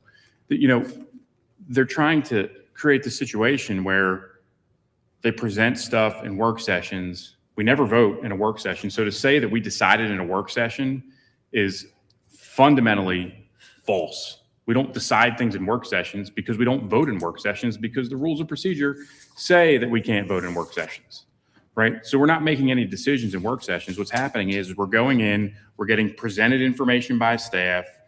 I can't honestly, today it was actually quite pleasant to have the city manager interact with us about the bond issue because normally he doesn't even respond directly to questions in the work sessions. Normally, how it happens is we get a memo that has no name on it who prepared it. I think it might come from communications maybe, but we just get a memo with a series of responses. We never usually get questions answered in the work sessions. And then, like the questions from the last budget work session, the only budget work session we had, we got them at 8 o'clock last night when we have a work session and a meeting today. I mean, people that work in corporate America or work in any other level of government or probably any other government in general would understand that that just doesn't make sense. You should give people an opportunity to actually consume the information before you make decisions of this magnitude. We got it at 8 o'clock last night. 8 o'clock. I mean, you can't respect the citizens and the taxpayers and operate like this. You can't. But you know what happens? We say something about it, and then somebody gets offended. Somebody's being harassed. Somebody's this. No, I'm sick of hearing those complaints and those emotional responses constantly from people that want to shut down debate, from people that don't want us to discuss how your money is spent, from people that just want to rubber stamp whatever's going on and think they're not going to hear about it and hide behind not having a voting record. That's the goal here. I'm going to be totally transparent with you. The goal, the way everything has been set up, is to hide behind not having a voting record. Serious people that aren't cowards aren't afraid to make decisions and have a voting record. And, that's why I've got to reject this budget. I would have supported the amendment because that would have at least shown some prioritization to how we're spending your tax dollars, that we actually put some thought into it other than just, oh, here's what's presented. Here's what it is. Here's what it is. Take it or leave it. At least we prevented your water and stormwater rates from going up. One good thing that just happened out of tonight. That was kind of shocking. But, this whole budget process is just really it is disrespectful to the taxpayers, disrespectful to the citizens. And I cannot support this budget. Thank you. Dr. Wilder. Yes, thank you. Again, just to the staff's benefit, the direction to the department heads was to provide a flat budget. So that was direction to the staff members, the department chairs, to provide a flat budget. Only thing I think they would increase, I'm not trying to get particulars, was like maintain the pay progression for the first responders, things of that nature. So it's pretty much a flat budget. The challenges the staff are having, bless their hearts, they receive a voluminous amount of emails every day for so many other areas. We spend time on abortion. We spend time on what's happening with VMI. We spend time on so many other issues. They got to instigate, they got to investigate, they got to spend time on this. They respond to hundreds of emails. So I pray for our poor staff. They are so swamped. I don't blame them. I wouldn't have had a budget session myself because they're overworked. They're probably stressed. They're probably like, I'm going to get this over. One young lady, bless her heart, she's retiring. She's been here almost 30-something years. She has been amazing, and I appreciate her. And anytime you want to attack her character and attack her, that's just not God. That's not right. She has given her life to the city. I worked with her, and I worked with her husband for years, a former city employee as well. So I know the character that they have, and I respect them. Thank you for your service. Again, it's not we rubber stamping anything. They have given us a budget. We've had time to review that. They probably would have spent more time in the budget sessions, but we didn't give them time to do that because they're so busy answering all the emails. Y'all would not believe the amount of emails they get. It is amazing. And I pray for them. So again, That's why I'm supporting the budget. I'm looking forward to passing this budget to get through this process.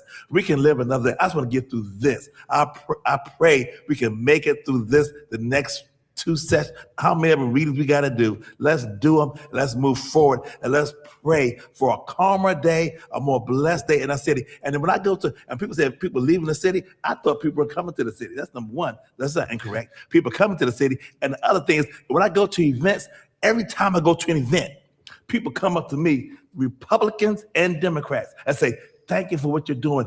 But praying for them. Why can't they get along? They come to me and say they're embarrassed. Not because they leave because of high taxes. They leave because they're so embarrassed with this city council. Thank you. Mr. Dean. Thank you, Mr. Mayor. For 5 minutes, we debated $600 million budget.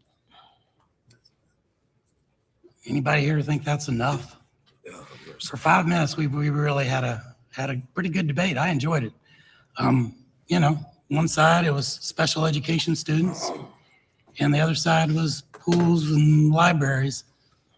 On one side, it was food and special education students. And on the other side, it was playgrounds. That's a great debate, right? What are you for? Are you for the playgrounds and this? Or is food important? Are our special ed kids, should they be a priority? For about 5 minutes, you got to see what it was supposed to be like. But what we're about here is taking all the citizens we up here in this dais represent, taking all the power and authority that they loaned to us temporarily, and we're putting it all on that man right there because he just put the budget together. He got to do all of that. And we talked about one little amendment for 5 minutes. This is Winter Bennett's budget, and it looks like it's not going to change at all.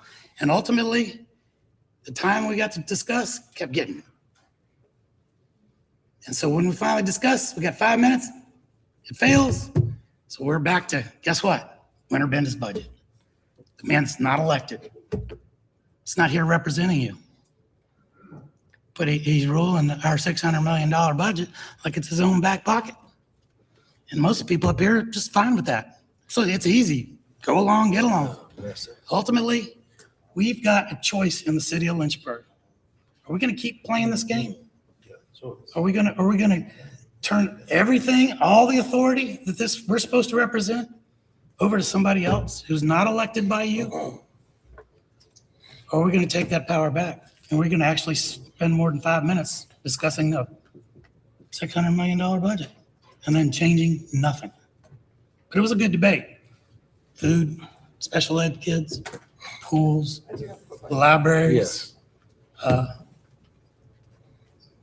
I don't know, pretty easy. That's what government does. We decide what's important. It's a limited amount of money, and we got a lot of needs and desires. Our job is supposed to be up here to make that tough decision. But we're not making that decision. Somebody else is. And it's not somebody that represents y'all. You don't get to choose that person over there. You only get to choose us. So if you want to have any impact on what's going on, you need to pick some people that aren't rubber stamping city manager's budget. You're not running for election. You need to make some choices, Lynchburg. It's important. Thank you, Mr. Mayor. Just a real quick question. That was great. Thank you. Special ed and nutritional equipment, is that included in this ordinance?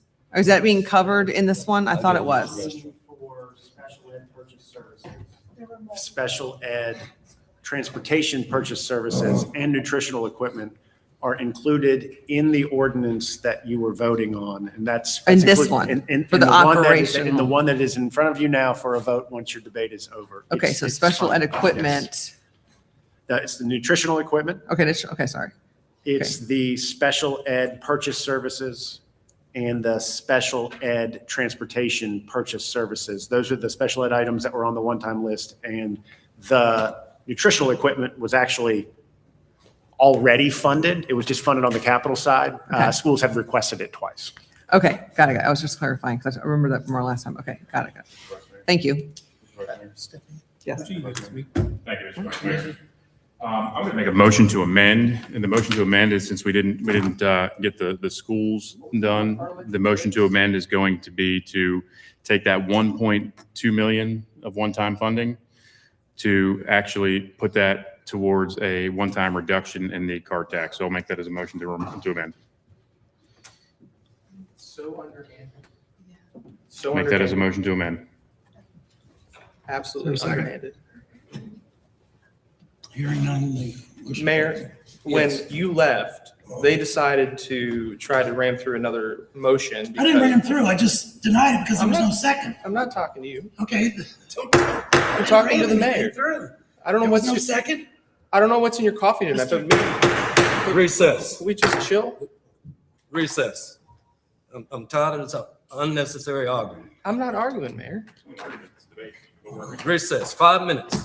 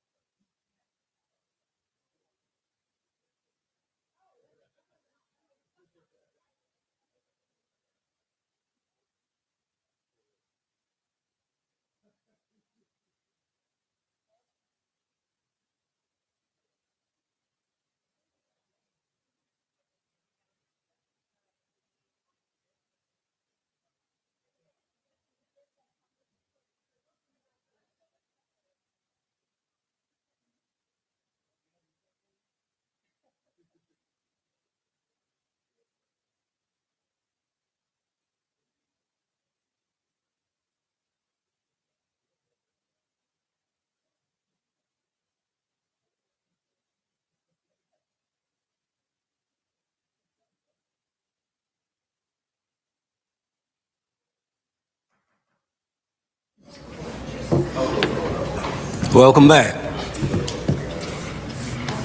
Was a motion and There was a motion on the floor and then no second, so it failed. and no second, so it failed.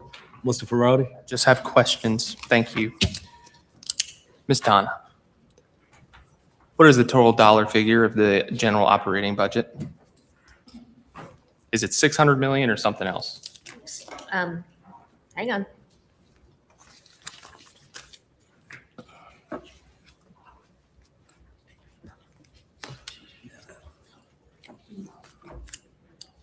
All funds is $620,708,303. Just the general operating budget? Oh, just general fund? Yep. 300.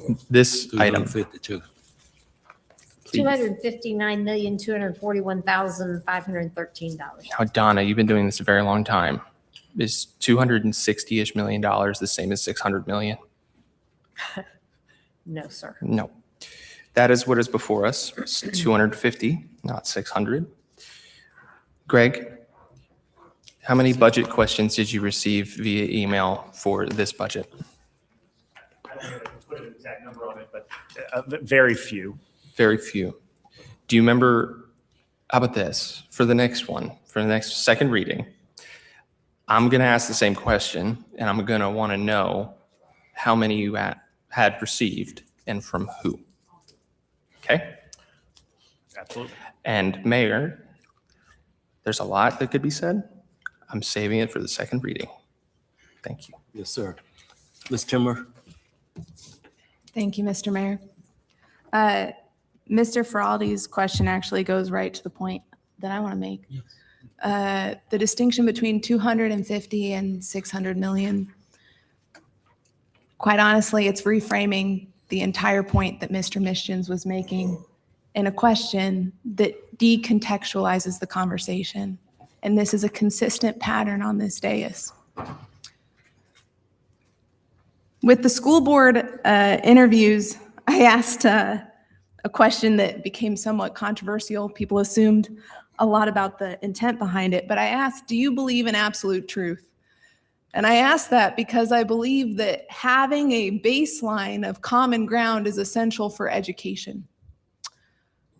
I also believe it's essential for governance when it comes to our rules of procedure, when it comes to the processes in which we engage with deliberation, because otherwise we are not transparent or accountable in the context of the decisions that we make. Votes are a huge part of that. When I was first elected, I met with a number of individuals across party lines who have been involved in the city process of government, and just asked questions about previous budget processes, various elements, totally recognizing that I was coming into something completely new. And what I have experienced in my 1.5 years on council is completely different than what was described to me. Not because of the interpersonal drama that exists, which is real and exhausting, but ultimately because of the shifting foundation of a lack of consistency with our own rules of procedure, with our budget processes, and information transparency. The first budget process that I experienced, and this is a much larger discussion, but there was a simple question about Miller Park Pool that Mr. Mischens brought forward, because that was a $10.4 million CIP project that would also accrue debt service. And that question went to city staff as to whether that pool could be rehabilitated in some capacity. That question wasn't to be the determining factor of our decision, it was to gather information. The response in the city memo was that it would require, I believe it was $7.3 million minimum in order to do the fencing repair and the pool, and that the pool was absolutely at the end of its serviceable life.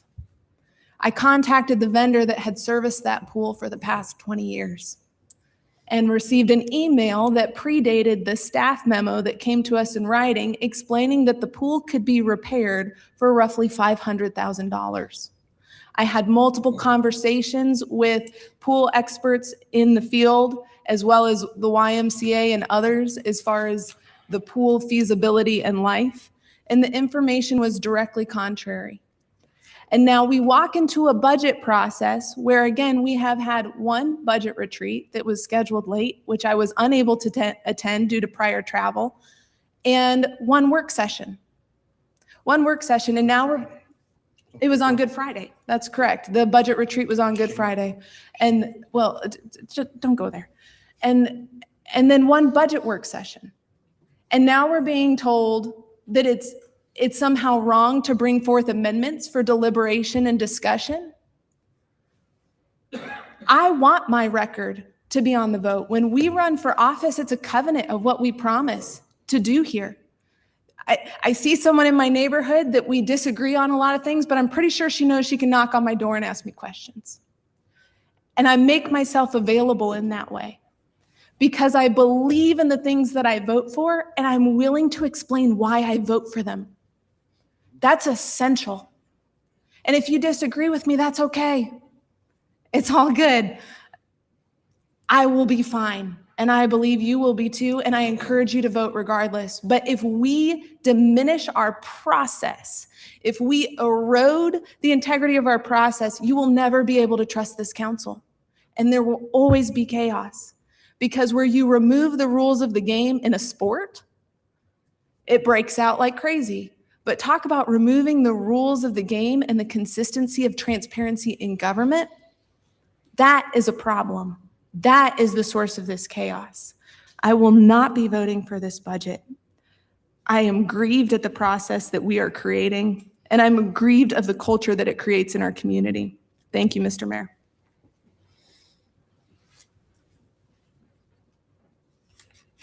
Item number B was still on the floor. That's correct. And there is a motion and a second to approve as is. Let us vote, please. All right, initiating that vote now.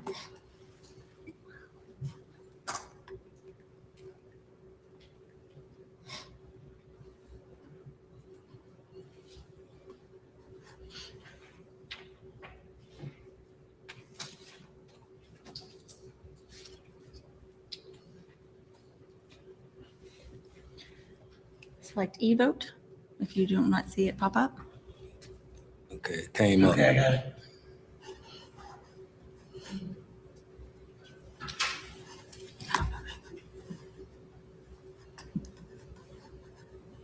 There we go.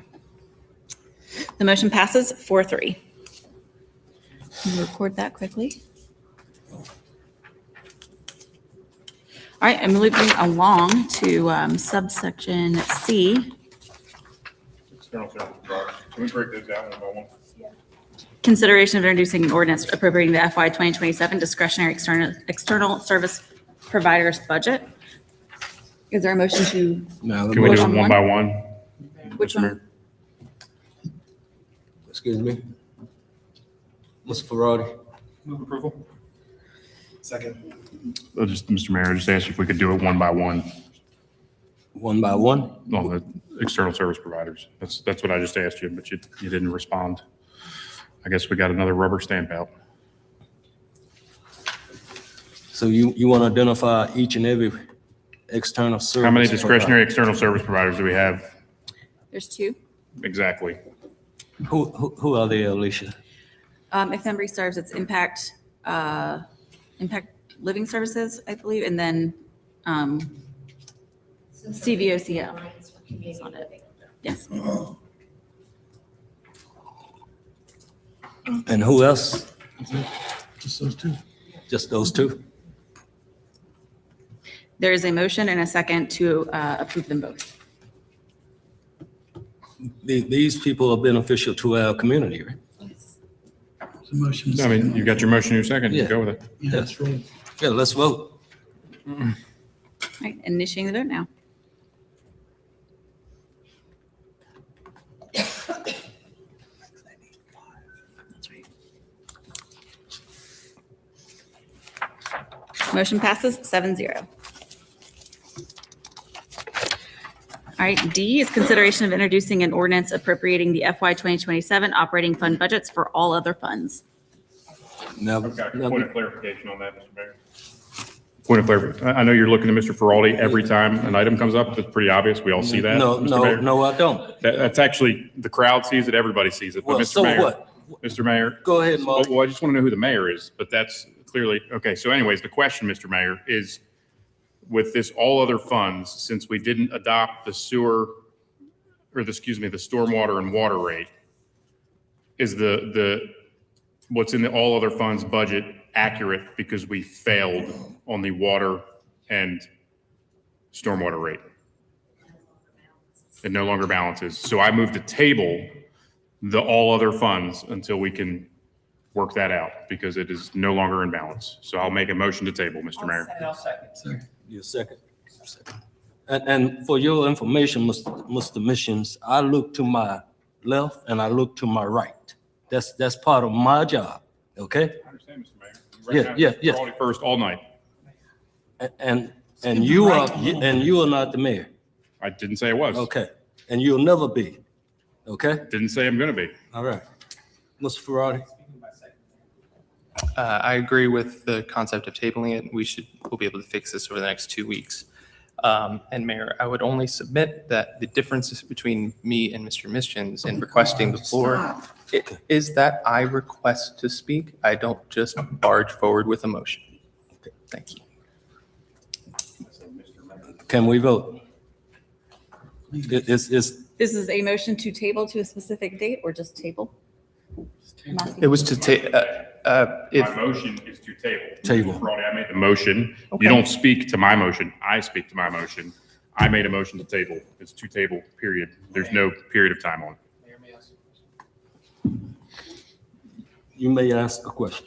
I will support it as a second if the tabling, is that proper? Is for the next meeting. That's all I was trying to say. I made a motion to table it. Then I'm withdrawing as my second. Okay. Thank you. I'll speak to my first, Mr. Mayor. Yes. We've got to work that out and figure out how to get the budget for the water department and stormwater and water fund, stormwater. We got to figure out how to do it without raising those rates. So whatever we need to do to not raise those rates on our citizens, let's get it done. Mr. Patrick? Just a point of clarification, there are 10 funds that aren't the general fund. If council would so choose, you could approve the 8 So that I'll make- aren't in question. I will amend my motion then to table the water fund and the stormwater fund. Will you accept that as a friendly amendment? I don't understand it. So we're breaking out, so it's like not the airport fund, not the medical insurance fund, not the fleet services fund. It's just pulling out the water fund and the stormwater fund. Water and which are stormwater. Not in balance. So we accept that friendly amendment to the motion to table? That's yes. Okay, so there you To go. accept. You got that, Alicia? Accept the amendment. A motion to table the water and stormwater. Correct. And we should vote on the rest of it. But we got to vote on the motion to table first. But that will be correct. The motion Yes, to speak to table. a second. Speak to your second. Yeah, we just obviously got to balance this thing, so this is a no-brainer. That's all I have to say. Ms. Timmer? Kind of a general open-ended question for Mr. Mischins. I'm somewhat of the same framework as Mr. Feraldi as far as the time frame. What are you thinking in the context of the budget requirements with the state or turnaround Got to time? have two Just- readings by the end of the fiscal year. So whatever it takes for them to figure it out, then Yeah. that's, I mean, I don't want to put that on them in the next 2 weeks and then have to raise the water and stormwater rates. I want them to do whatever they need to do to figure out how to get it done without raising the water and stormwater rates, and then we adopt it with 2 readings like we have to. It should be no problem for staff to have updated budgets prepared ahead of the 526 meeting that meet the request of council. Any other? Dr. Wilder? As far as the question was that first was that the water rate, is that correct? Is that the item that we're questioning? So the first budget ordinance that was voted on denied the increase in the water rate and the stormwater. But aren't those rates kind of more so rates that just kind of cover pretty much the cost? Is that correct, pretty much? I don't want to, yes, and the cost of operations plus the cost of the capital investment that needs to happen in those operations. That's what I kind of thought. Thank you, appreciate it. Any more discussion? No? We vote on the amendment. Yep, this is to table the water and stormwater. Initiating that vote now.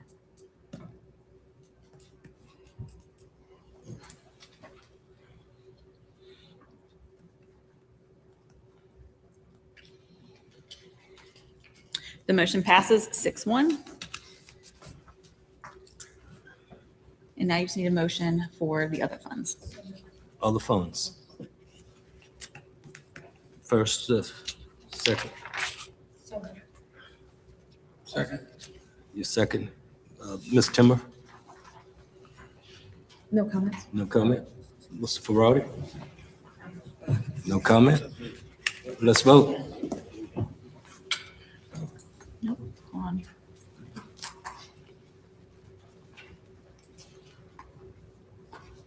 Okay. Initiating the vote for approval now.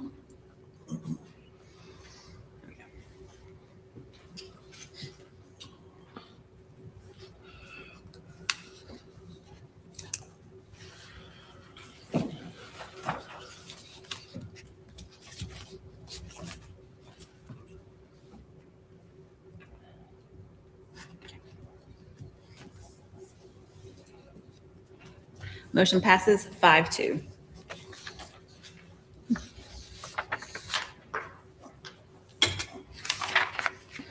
All right. This is agenda item E. Consideration of introducing an ordinance appropriating the FY 2027 schools operating budget by major classification. May I have a motion, please? Mr. Ferrari, Move approval. is there a second? Second. You want to speak to your second? You want to speak to your motion, Mr. Ferrari? I'll do it in 2 weeks. Thank you. Yeah, I just, Mr. Dean? I'll use the thank you, Mr. Mayor. I'll use the opportunity to point out that this is, what the school board we appointed wants to do. And this isn't some hypothetical administration that in the ether zone somewhere that you can read their mind. This is what our school board wants, and I want to support them in what they're doing, because I think they're doing some good work over there. Mr. Mish? Thank you, Mr. Mayor. I'm not going to be, first, I've got to make my disclosure statement for this agenda item that my wife is a teacher at Lynchburg City Schools, that I'm a member of a group of 3 or more persons, which are called spouses of teachers at Lynchburg City Schools, and I choose to participate in this transaction of business impartially and unbiased, and I can do it.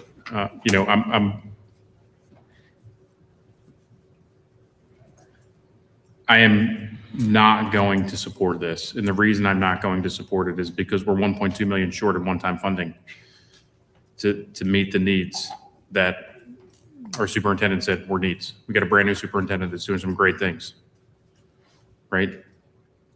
She's putting a huge focus on academic success. We've got to move the needle in our schools. We've got to. Normally, I wouldn't be looking at it this way, but when we could do it in a way that's not structural with one-time funding, that's why I asked the question in the retreat, where we could fulfill the budget request, and it's not an ongoing increase in funds, it's a one-time increase in funds. I feel like that's pretty substantial, right? And she said these were needs. That's what she said. She's making some great decisions over there, and I support what she's trying to do to turn this thing around. Lynchburg City Schools, it's like trying to turn around an aircraft carrier. It doesn't happen overnight, right? But we got to give her a chance. We got to give the school board a chance. We got to give a chance to get it right. And I feel like when we're coming in and not prioritizing our funding appropriately, that's what happens when you spend over $10 million on a pool that we didn't need, over $10 million on reimagining a library that we didn't need, $9 million on an amphitheater when the price doubles, more than doubles. Voted against all those things. Why? We did not need them. There's $30 million right there in one-time funds, right? Now, some people will say, well, the amphitheater could have been, that was COVID funding. Guess what? Even back then, I brought it up. We could have used those funds in the schools instead of for an amphitheater. Now you can't even take your chair. You got to rent a chair. And the prices for the tickets are ridiculous. It's a complete and total. Democrats controlled Lynchburg City Council for 20 years, and they spent money aimlessly on these things that were nice that we didn't need. Right? The schools fell apart. We got a beautiful brand new Heritage High School. Could we have fixed the old one? That was over $100 million, right? And the rest of the schools fell apart. We got to fix the schools. That's a need. That's why I'm glad that we got that done. We got those investments moving forward to fix the schools, all the schools, not just rebuild a new one, right? And, when you look at this, we can't even just prioritize a little bit of money to hopefully put things on the right track and give our new superintendent and the school board a chance to try to turn this thing around.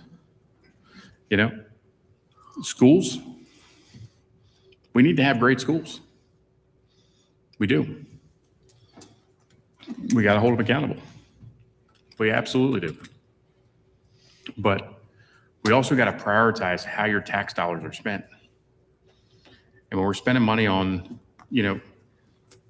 my mind is still blown by $200,000 in IT and cabling in the library. So let me read this FF&E budget here for the library.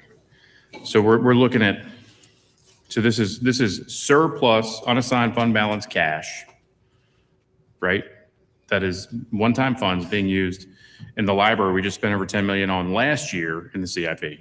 It's 11.1 million for construction, 1.4 million for furnitures, fixtures, and equipment. And you're talking about 200,000 for information technology, including cabling, $200,000. Security access, $300,000. Audio-visual equipment, $500,000 for AV equipment. The price of a nice home for audio-visual equipment in the library. Furnitures, fixtures, including seating, counters, et cetera, $300,000. And miscellaneous, including contingency design, $100,000. $1.4 million in surplus cash in the library for that stuff. That's not a need. It's a nicety. It's a nice thing to have. It's not a need. We need to focus on necessities. We need to be great at what we're required to do as government. And that brings me back to my first budget process. 2023, January, budget retreat. They send home these index cards, right? And on these index cards are all the different programs and services that the city offers. And they ask us to rank them between, whether that was a priority or not a priority or whatever it was, how important it is to us. Huge stack of them. I didn't participate. The reason I didn't participate is because I said, I don't know, out of all these programs and services, what is necessary? What does the law, federal, state, local ordinance mandate that we do? Because those are the things that are the highest priority. It has been over 3 years. Mr. Winter Benda has never provided the answer to that question. We have never been provided the answer to the question of what is necessary for government to do. Muddy, we need to be moving We've never forward. been provided the answer for what we have been committed to doing, either through regional agreements or cooperate, things that we said we would do. We take a grant and we say we're going to perform something for this grant. That's committed. We probably have an obligation to do that. So it's been over 3 years, and I've asked for the list of what is it necessary for your city of Lynchburg government to do, because that's where our priority should be. Because the reason is they don't want us to know what is it necessary. Mr. White Because your wanna- money Mr. should White be wanna speak to focused your- on, speak to your money wiring should be problem at the focused, library, Marty. your money should be focused on what is necessary. And you know what? Giving our schools in this situation, because the situation is dire. There are some really bad situations in the classrooms in our schools right now. I am just going to be, I don't mind saying it. And we need to focus on fixing those issues. We need to have good environments, not just for kids to learn and that are safe, but for teachers. I got a friend of mine who is hooked up to a pump because she got kicked in the stomach at Perrymont Elementary School. And she had to go get surgery, emergency surgery for that. But this is what, that's not a priority, to make sure that we have Marty, we have the issues to schools vote funded. on. And, you know, you just gotta look and see what's happening. You can see it right here. That's You right. see it right here. That's right. They Mr. White do wanna not address you. want to know, they do not want the public to know what's really going on. I know what's going on in city schools. They do not want I've never seen you in a city school, Mr. Mayor. I'm in there all the time. So, you know, it's astonishing to me. It's astonishing to me how the money, your tax dollars, are not prioritized in the city government. That's all there is to it. And how I can ask that question in January of 2023. Here it is, 3 years later. 3 years later. And he's talking about throwing me out with a police officer because I'm saying the city manager won't tell us what we're required to spend your tax money on. The city manager, I want you to hear that loud and clear. Lynchburg City Manager Winter Benda will not tell Lynchburg City Council what we are required as government, federal, state, or local mandate to do. That is a problem, because we cannot prioritize your tax dollars if we don't get questions answered. It's been over 3 years. It'd be great to get an answer to that question. Thank you. Mr. White. Yes, sir, Mr. Mayor. This project, the library was proposed for funding last year over the course of 2 years. The FF&E that is being discussed here was not requested last year because we only request the cash when we need it, and requesting that ahead of time would have been irresponsible. But the whole project cost was defined in last year's budget. The FF&E is 13%, which is very consistent with what our design architect sees for the Mid-Atlantic region. And that we have been assured that if this FF&E isn't funded, what you're going to have is a big warehouse open with no funding, with no facilities for the public, no technology, that sort of thing, because it is a complete project. Much like what we talk about with the pool. When we ask consultants to provide us with estimates, that's a completely reasonable thing. However, not having the context of the entire project taints what the estimate is supposed to be.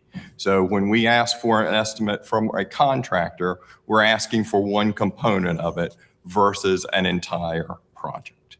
That is the case with the FF&E, and we just want to make sure council is aware that this project was submitted as a whole, and certainly costs have not gone down during this time. Ms. Timmer, Thank you, Mr. Mayor. briefly, we got to vote on this. I will be voting in favor of the school budget. I think we have missed a real opportunity. We have a new school superintendent. She's dealing with a lot of things where she's having to go backwards to remedy things in order to move forwards. She's having to bring things up to code. She's having to meet state standards. And this is our opportunity to help support her in doing that. I appreciate Mr. White's remarks. I won't dive into the fullness of this now, but there is one point that I want to address with it. And that is when the city goes about with the CIP projects, and Mr. White and I had a larger discussion on this, essentially it creates a dream list and then takes that to get a quote or an estimate on it. And that's what's brought forward. It's not assessing all of these different components and then bringing that information to council for deliberation. That's the larger issue. It's not saying that we don't need audiovisual equipment. It's saying there isn't a discussion about the components of the project involved in a transparent manner. And the dates of those communications, again, verify that breakdown that I'm concerned about. But today, when it comes to the schools, I will vote in favor. I want to support our schools as much as possible, but we've missed our opportunity, Mr. Mayor. Thank you. Cast your votes, please. Initiating the vote for approval.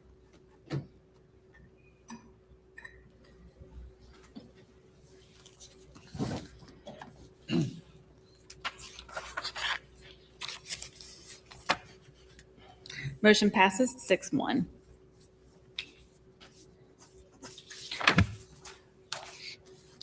Moving on to F. Consideration of introducing an ordinance adopting the FY 2027-2031 capital improvement program and appropriating the FY 2027 capital budget.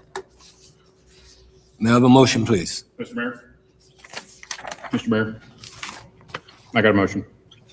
Briefly, Marty. Keep it short. I got a motion to approve the school's capital projects and the fire department station renovations from the CIP. I'll make that as a motion.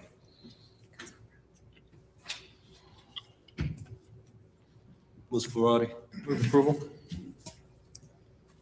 Second. Point of clarification. Is this excluding something? So I'm making a motion just for that. The rest of it can be considered separate, but I'm making a motion just for that. Mayor, you have a motion and a second on the capital. We have a motion, yes. Your motion is denied. You can't deny a motion. He's getting a point of clarification to make a second, Mr. Mayor. You recognize me, I made a motion. No, I didn't get a second. Yeah, you did.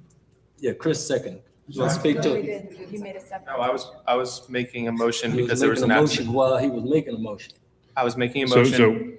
I was making a motion because it was my understanding there was lack of a second. That's the That only wasn't, reason. the chair didn't announce that. The chair would have to announce that the motion fails because of lack of a second. The vice mayor Did you was second? seeking it? information. Did you second? No, I had a point of clarification. That was not Okay. second. Okay, you had a point of clarification. Okay. What you need? What are you asking? You want to, you made a point of I got my clarification? clarification. He's already answered my question. Okay. So it's just, the motion was just to do the schools improvements and the fire station improvements. That's what the motion was. So And then the rest of it could get considered. So if somebody wanted to second that, that's all it would be. And then the rest can get considered. and it wasn't second. I'll second it. There you go. Seconded. Speak All right, I'll to it. speak to my motion. Thank you, Mr. Mayor. Those are the priorities. When you talk about prioritizing funds, that's how you do it, right?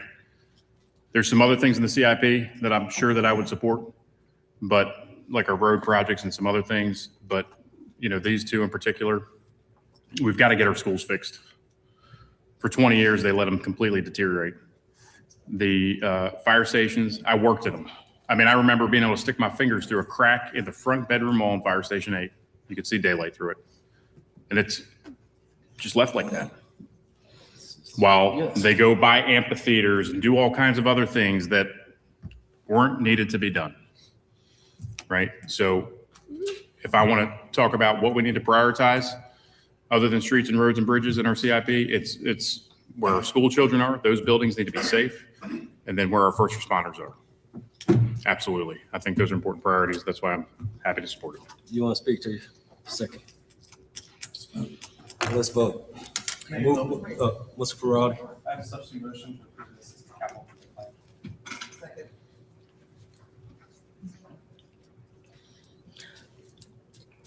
Well, I'd like to speak. I don't know if I want to speak to them. You want to speak to your motion? Yes, Mayor, this is not the time to pick whichever projects out of the capital budget that you prefer or don't. You had plenty of time over the last month to request another, by the way, another work session that was on the books as an optional one that the manager proposed to go over those items. But that was not requested.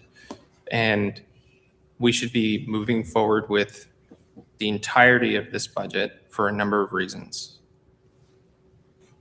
And I'll save those for 2 weeks from now. Thank you. Ms. Reed? Agreed. Well, there are certainly things that we can prioritize in the capital improvement plan and certain programs that we want to prioritize. We've gone over it. We had a chance to discuss it in the work session or point things out or take things out or talk about taking things out. And again, we could have had another work session. We didn't. So I'm seconding the motion to approve it in total. Thank you. Ms. Timmer? Thank you, Mr. Mayor. I stand by my earlier statements regarding this budget. In the context of this particular motion, I have no issue voting twice. I'll be voting in favor both times. So I don't see the issue with voting twice. I think most people at this dais will end up voting both times. There's no harm. Mr. Deemer? Thank you, Mr. Mayor. Yeah, I think what we're seeing here, just to clarify for the citizens of Lynchburg, is we keep hearing that we were supposed to have submitted emails through a gatekeeper that's not elected, as if that's somehow the only way we can deal with these money issues. No, right now is the exact time we should be dealing with the money issues. And it shouldn't require us sending an email to a gatekeeper who's not elected. So anyway, I agree with Jacqueline that this is, we know where this is going. Let's just do it. It's time to vote. Mr. Mayor. It's time to vote. Mr. Mayor, I didn't get an opportunity to speak to the substitute motion. Go ahead, Marty. Thank you, Mr. Mayor. Yeah, I'm not going to be supporting the substitute motion for the entire CIP. There's things in here that simply, I can't get past the $500,000 for audiovisual equipment in the library. What we're doing is when we probably should be looking at a Chevrolet, we're trying to buy a Rolls Royce, right? And that's the issue that we see. One of the things that I remember, I think it was 2023, the shotcrete on 12th Street to stabilize the bank. Was that 23? Do we remember? I think it was. So when they presented the shotcrete project to us to stabilize the bank on 12th Street, they gave us 2 or 3 different options on how to do it. And they were tiered in how much they cost. With the most expensive was the one that was the most aesthetically pleasing, where we did the shotcrete and then we painted it some kind of color and this, that, and the other. And you know what? We didn't go for the most expensive one because it wasn't necessary. We were given options on how to spend your money. Well, that's went completely out the window. Completely out the window. And now it's take it or leave it. It's absurd. It is a complete lack of respect for you as taxpayers. And I just can't tolerate that. So for those reasons, the CIP, what's the total dollar amount of the capital improvement plan for this year? Do we have that, Ms. Witt? The total dollar amount for the capital improvement plan? We only appropriate the first year. But as we can see, last year we appropriated the first year of the library, right? And that turned into 1.4 million in FF&E this year. So keep in mind, when you do these things, it's not just because you do the first year doesn't necessarily mean there aren't things that go beyond it. And that's why we need to be wise about these decisions that we make, and we shouldn't be spending your money aimlessly and just rubber stamping the pipe dreams of the bureaucrats that come before us. Do you have that dollar amount, Ms. Witt? Sorry.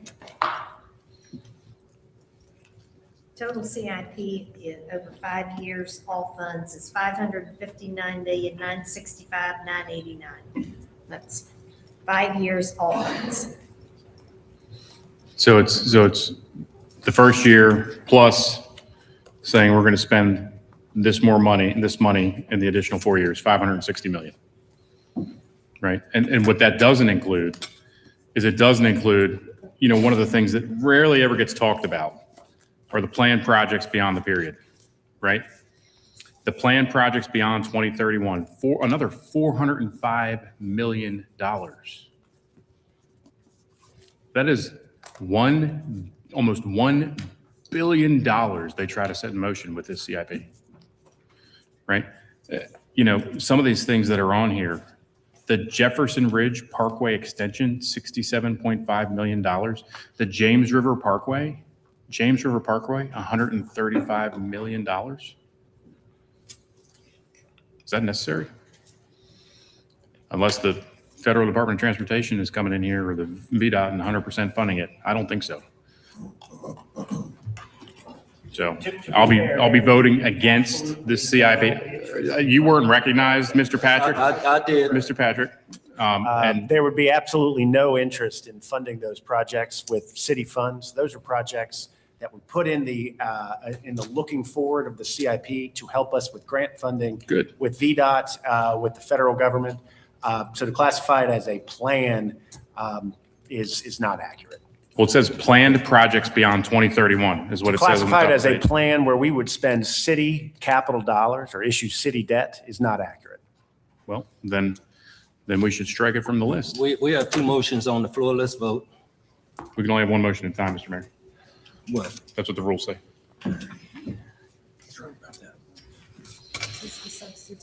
As a substitute, I'll be voting against the CIP. Substitute motion to approve the CIP as is. To change the motion. Yeah, it's to change the Okay. motion. That's right. Okay. Initiating the vote? Initiate the vote.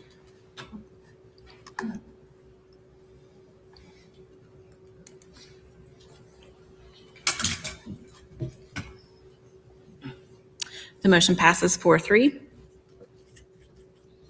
It now becomes the main motion. The main motion. Let's vote.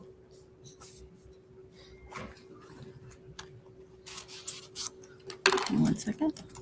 All right, initiating that vote now.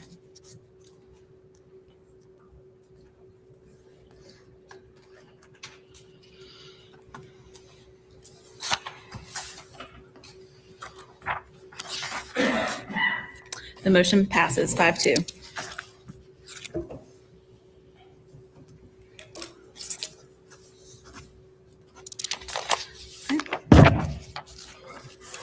Moving along, Yes.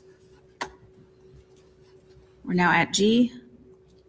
Consideration of introducing an ordinance appropriating $50,000 of the FY 2027 reserved for contingencies for use by the city manager. May I have a motion? Move for approval. Do we have a second? Second. I'll speak to you. Yes, sir. I'll speak to you second. If I need to, I will. Let's vote, please. Initiating the vote for approval now.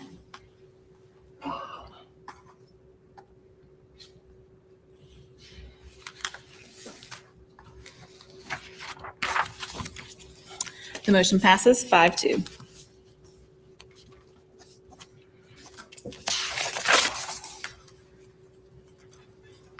Agenda item H, consideration of adopting an ordinance setting the personal property tax relief rate at 31.5% for January 1, 2026 through December 31, 2026. This resolution shall apply retroactively as of January 1, 2026. I got a question for staff. What would happen if we increased that to 40%? So this is the calculation the Commissioner of Revenue is responsible for. We get the same amount of state revenue every year for PPTRA, your Tax Relief Act. This is math based on the number of vehicles, the value of vehicles with that money and how it's spread among all vehicles. So we have no way to know what a dollar amount would look like if we were to adjust that? No. Okay. Thank you. Ms. Ferrari. Second. Let's vote, please. All right, initiating that vote now.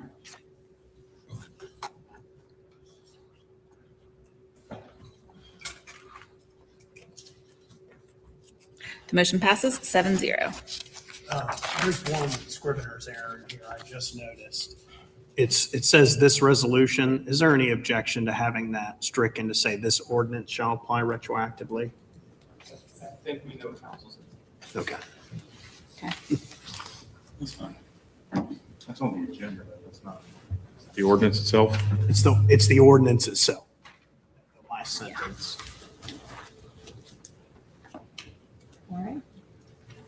Agenda item I. May I have a motion, please? Ms. Ferrari? Mayor, I will speak to this briefly. So The item, if I can just read it or say it out loud. Consideration of adopting an ordinance prohibiting charging certain trash collection fees in the city for FY 2027. so moved. Yes. Second. Speaking to it, Mayor. Speaking to I it. will speak to this one briefly. I am very thankful that we were able to work together. I sent a few ideas in to staff about what it would take to avoid a $10 trash fee for the next year. This has been something we've prevented for the last number of years. It's my hope going into next year, we nix it entirely. $10 more a month right now is $120 a year. It's very straightforward. We were able to adjust some spending, adjust some pockets of money to cover that for another year. And so I'm very pleased, as that is our process that I've been talking about. I share a few ideas, staff kicks some back, and believe it or not, I wish he were here. I know he had to slip out for a moment. Winter Benda proposed cutting spending to do it. How much is the $10 trash fee right now? And I know I'm catching you, you're about to get the total amount over the year. It was like 2.2 mil, something like that. I got it. $2,480,000. There you go. So there's been a lot of things said about the manager and the staff. He proposed cutting spending in a different way to make sure your taxes didn't go up. And that is worth commending. Thank you, Mayor. Mr. Wilder? Yes, sir. I was not in favor of it, but it was a compromise. I'm concerned about the city and the revenue that it needs to do what it needs to do. With all the things going up, price of gas going up, some of the things are going up, cost of everything is going up. So I'm concerned about this putting the city in a bad position, but it was a compromise, so I agreed to this motion. Thank you. Thank you.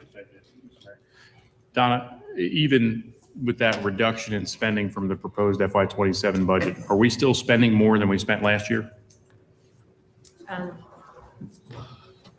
We're replacing that revenue with one-time money. That's not the question. The question is, are we, Hang on. do we have a reduction in spending from last year? This is such an easy answer. I don't understand. It's $9 million.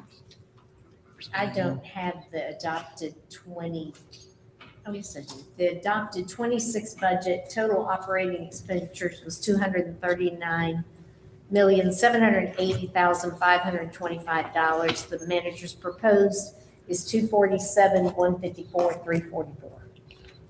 So that's for the, so even reducing the 2 billion and some change, we're still spending more than last year. Is that correct? $8 million. This is, we still have to pick up the trash, so we're still spending this money. Yeah, so there's been no, We're just not charging the fee. so yeah, so there's just been no reduction. There's been no reduction in spending. I just want to be clear about that. Ms. Timmer? Thank you, Mr. Mayor. Mr. Missions and I had the same point. I brought this up in a lot the last budget cycle. When we call a reduction in the proposed increase a cut, that is not a cut. It's a decrease in the increase. It's not a reduction in the previous budget cycle. So that's a misnomer, but I will be supporting this today. I'm happy that we can move forward with it. Ms. Ferrari? I'll cut right to it. Donna, we're taking a fund, a one-time fund, a rainy day fund for the capital budget that hasn't been used, right? Correct. To the tune of $1 million something. And we haven't used it for however many years it's been in there. And instead of letting it sit there to collect dust, we're appropriating it to cover what would have been a $10 a month trash increase or a portion of that. Correct. That's what I'm saying. So I would hope that when people look back at this, they see the context of what I'm saying. Sure, the tax revenue for the city has gone up. It's because 4 members of council voted for a tax increase on real estate. But at the end of the day, when we're spending money and it's sitting in pots and not doing anything, we should put it to good use and reduce spending. It's a reduced spending on an item, if you want me to be specific. Thank you, Mayor. Ms. Timmer. Thank you, Mr. Mayor. I agree with moving the funding that has been sitting there into offsetting fees for our constituents. Again, I stand by my earlier statements that the reduction in a proposed increase is not the same as cutting spending as has been represented in the context of our city manager. Thank you. Okay. Dr. Wilder. I want to ask everybody in the audience, has your bills gone up or has your bills gone down from last year?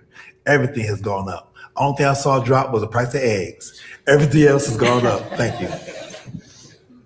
Let's vote, please. All right, initiating the vote now.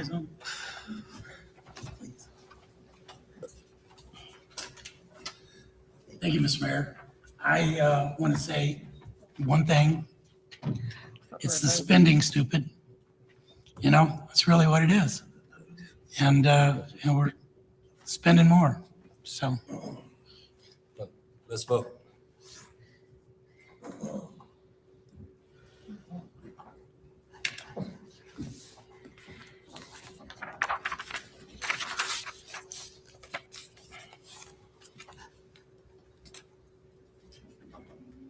Motion passes 7-0. All right, we are now on J, our last of the budget. Consideration of adopting an ordinance prohibiting charging motor vehicle license fees in the city for FY 2027. May I have a motion, please? Motion approved. Let's speak to your motion. I just bought a car. Didn't have to pay this one, and I appreciate that. It's the spending, stupid. And ultimately, we've got to, sometimes we can't reduce the spending unless we lasso the bureaucrats and pull them in. And this is what we're doing right here. So I'm happy to do this. If you can't reduce the spending, at least you can stop them from taking more money out of the citizen's pocket. And that's what we're doing. Speak to your second. Thank you, Mr. Mayor. It's an easy one. I think that you probably should go ahead and maybe do a multi-year registration on your vehicles before the end of the fiscal year, the end of FY 27, so you can get the benefit of this across, 3 years. This one adds up too. When you go to register your vehicle, you get hit with that bill and you look at it, it kind of shocks you sometimes what you got to pay for those stickers, right? So that's what this is, but we've got to do more than this. It's just so disappointing. This budget really just, these two items, the trash and the DMV license fee, it's just a continuation of what we've been doing. So it's not really doing anything more to reduce the burden on our citizens. It's just kind of keeping it the same. We've got to focus on reducing the burden on our citizens every chance that we get. The individuals, families, and businesses of this community pay the bills. And when I see taxes go up, spending go up, and the quality of service go down, the one thing that's kind of stood out to me recently is the amount of smashed guardrails I'm seeing all over the city. They're everywhere. and they're coiled up, smashed guardrails. Wards Ferry Road, 501, just left there. And they've been like that for, I don't know how long.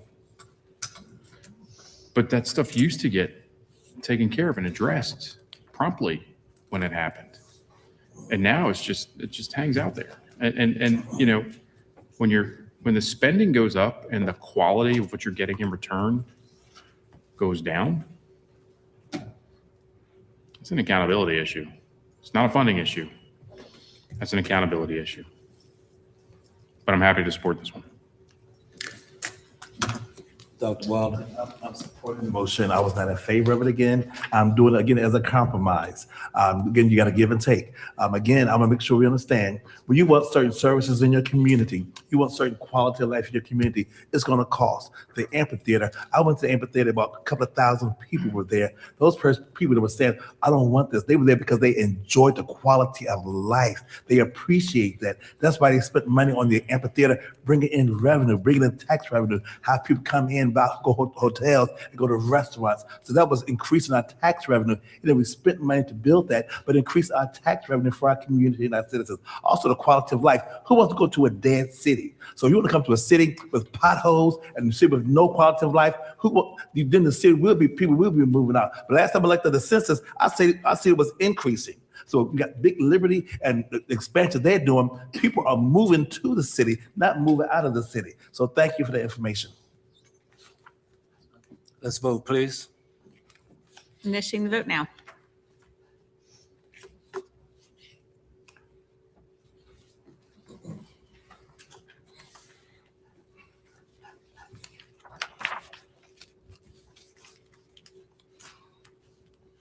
Motion passes 7-0. All right, moving along to agenda item number 11.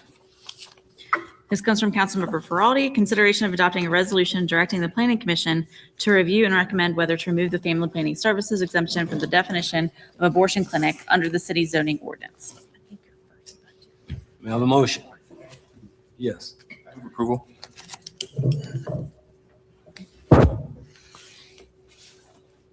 Do we have a second?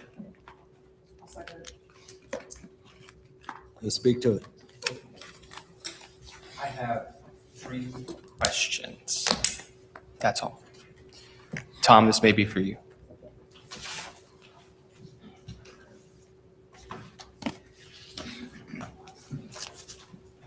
There are 3 questions. I didn't use that.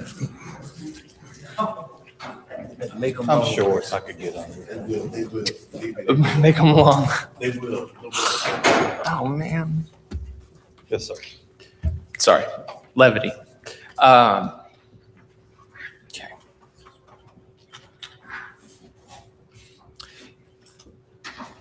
In the zoning ordinances across the board, do exemptions make it easier or harder for a developer or a business to start in that particular zone? In the ordinance across the board, Generally speaking. does exemptions make it easier or harder for developers? I think it depends on what we're talking about. So in this instance, when excluding family planning services was added to the definition, the worry was that a family planning service, A, B, C, name one, would be able to argue that,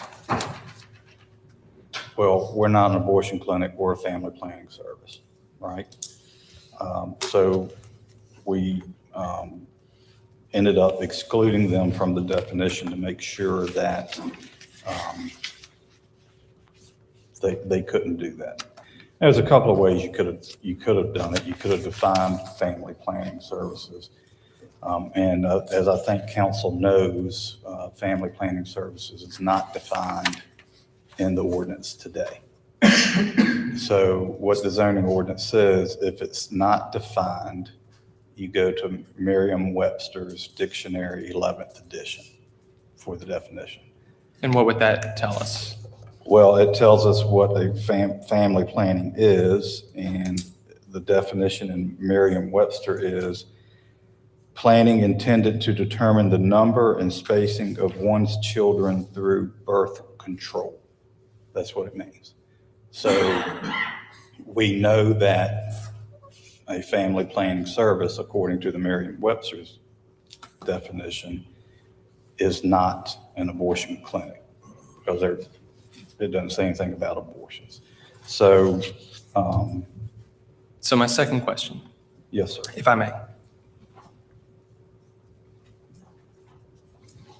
If there's no abortions happening at this location within the city, can a family planning service defined by Merriam-Webster's and the state and any other culmination of city code set up shop as I have been articulating for a while, which is no oversight of city council because they're exempt from this ordinance?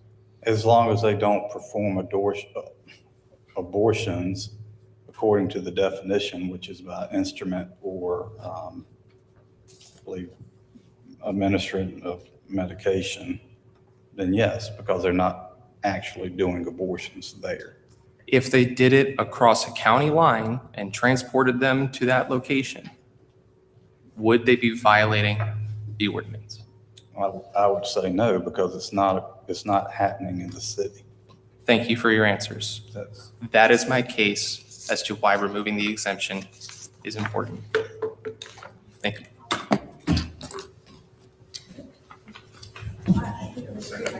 Ms. Reed?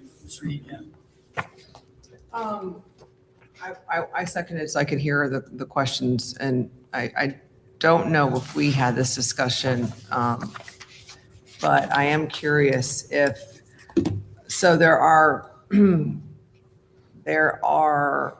Planned Parenthood locations, let's say, for example, that don't necessarily perform abortions on site, but do their other services. And I'm trying to find out if those locations can still prescribe the abortion pill. And with our current resolution, would that be permitted? I'm just asking. So, read the definition. It is about that for me. Thank you for interpreting my The question. definition of an abortion clinic Mhm. is a facility other than a hospital where any person administers to or causes to be taken by a woman any drug, medicine, or any other substance other than a contraceptive method that are approved by the U.S. Food and Drug Administration. So they can't give it to them, prescribe it to them.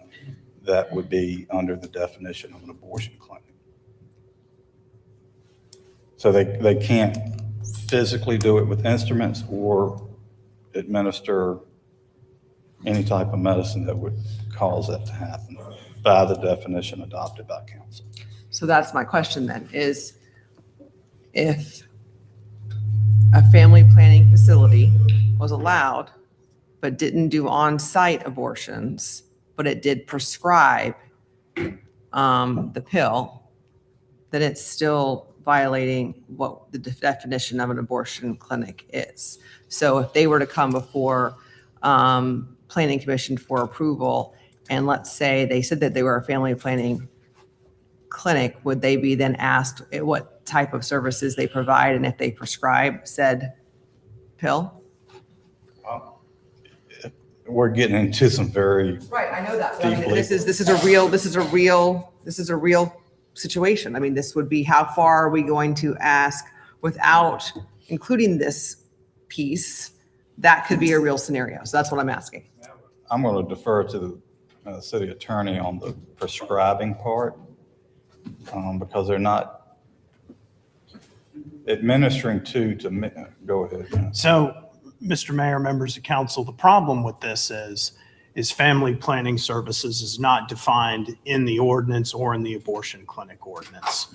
So what Council Member Reed has asked, it really comes down to the crux of what fits a family planning service or not. Because if things like, oh gosh, what is it called?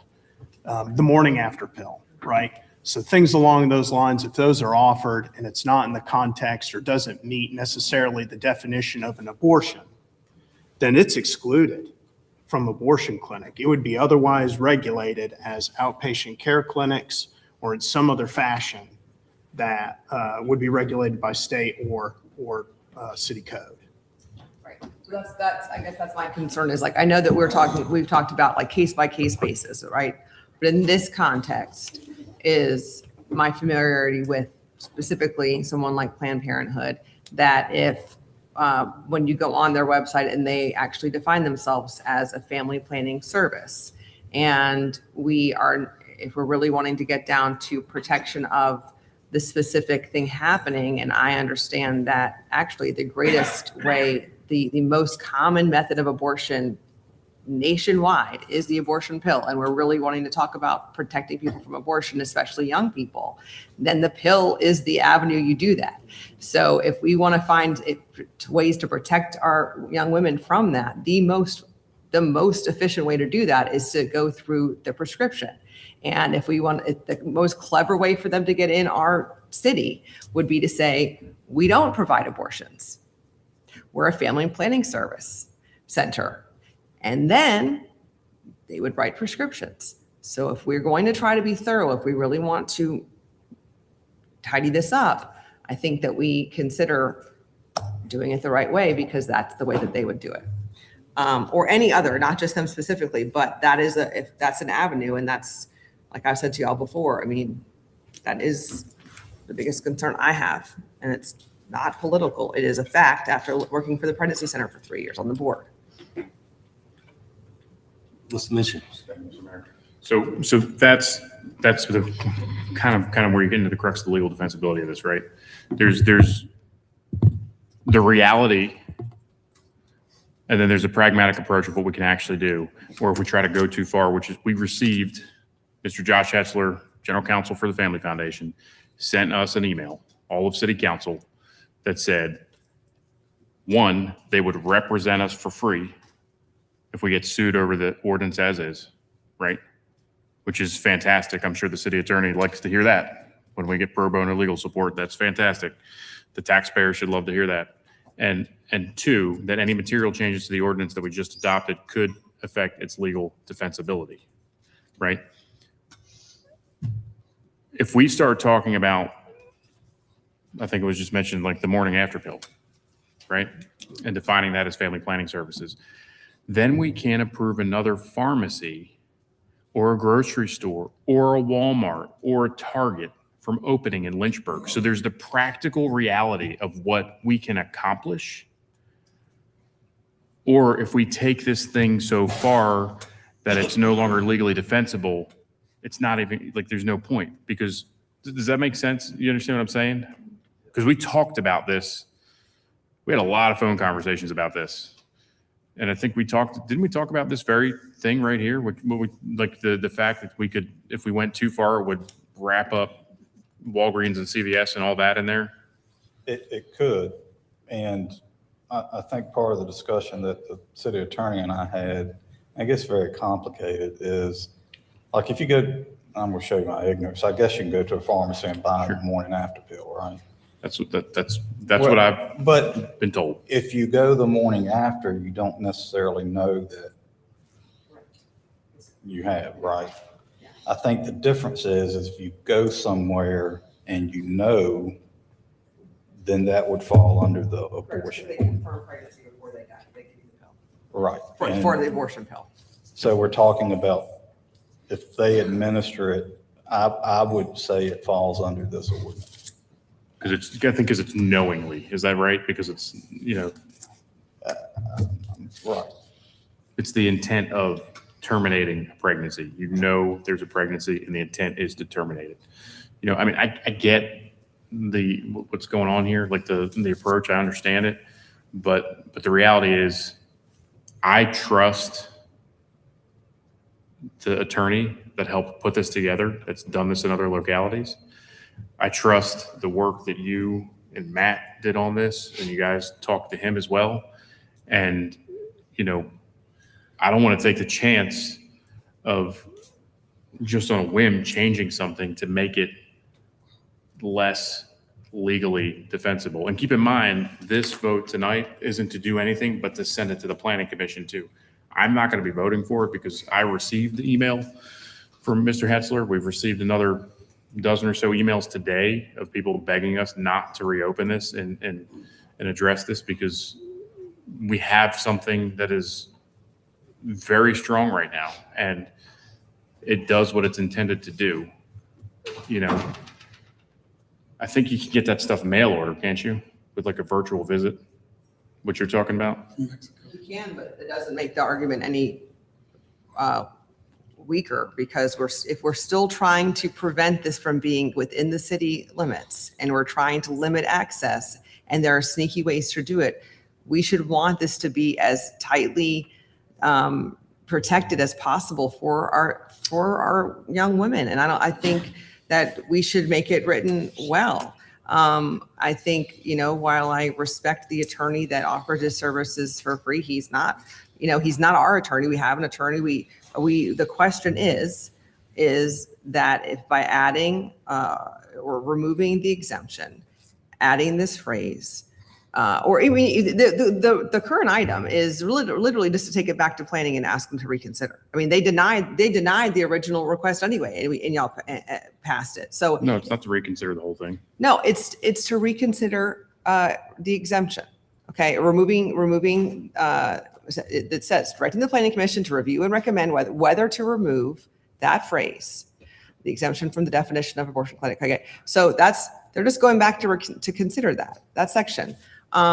They denied it before, and council still passed. So the resolution. So this is just going back and having them look at this. I don't think it's.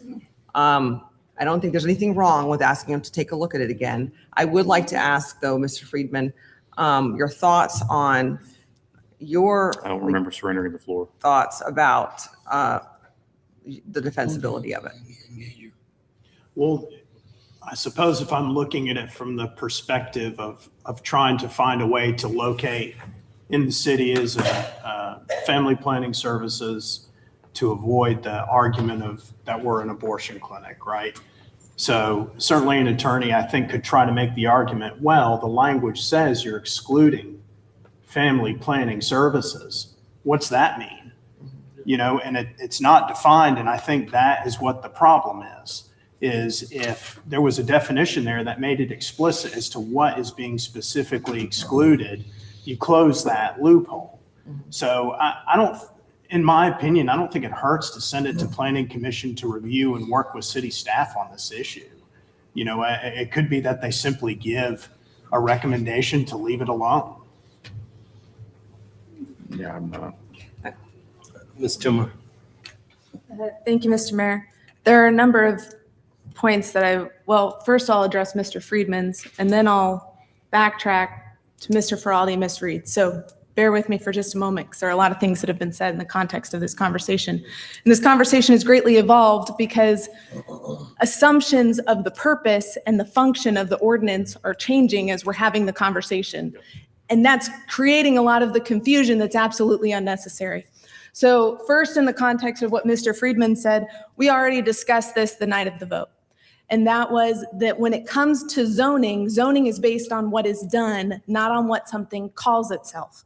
And I've given multiple examples, one having to do with a strip club that says prayer at the beginning to call itself a church. You're zoned based on what you do, not based on what you call yourself. Additionally, with that, there's a lot of case law that supports this. And I'm happy to provide my comments again that walks through all of this, because I have it written out. I have it available again tonight.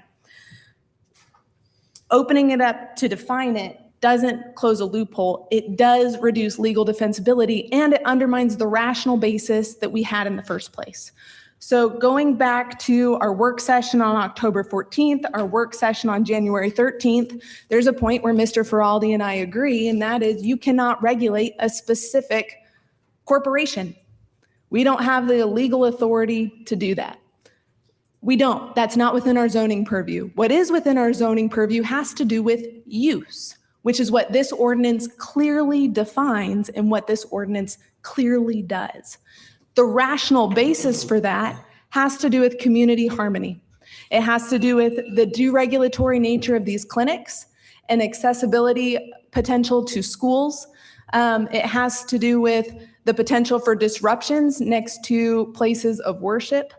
And in the context of all of that, it gives a rational basis in which we can actually zone a particular industry because there is a reason for it. This conversation has shifted from a rational basis that has a community value that Mr. Feraldi was against because he saw it as too stringent.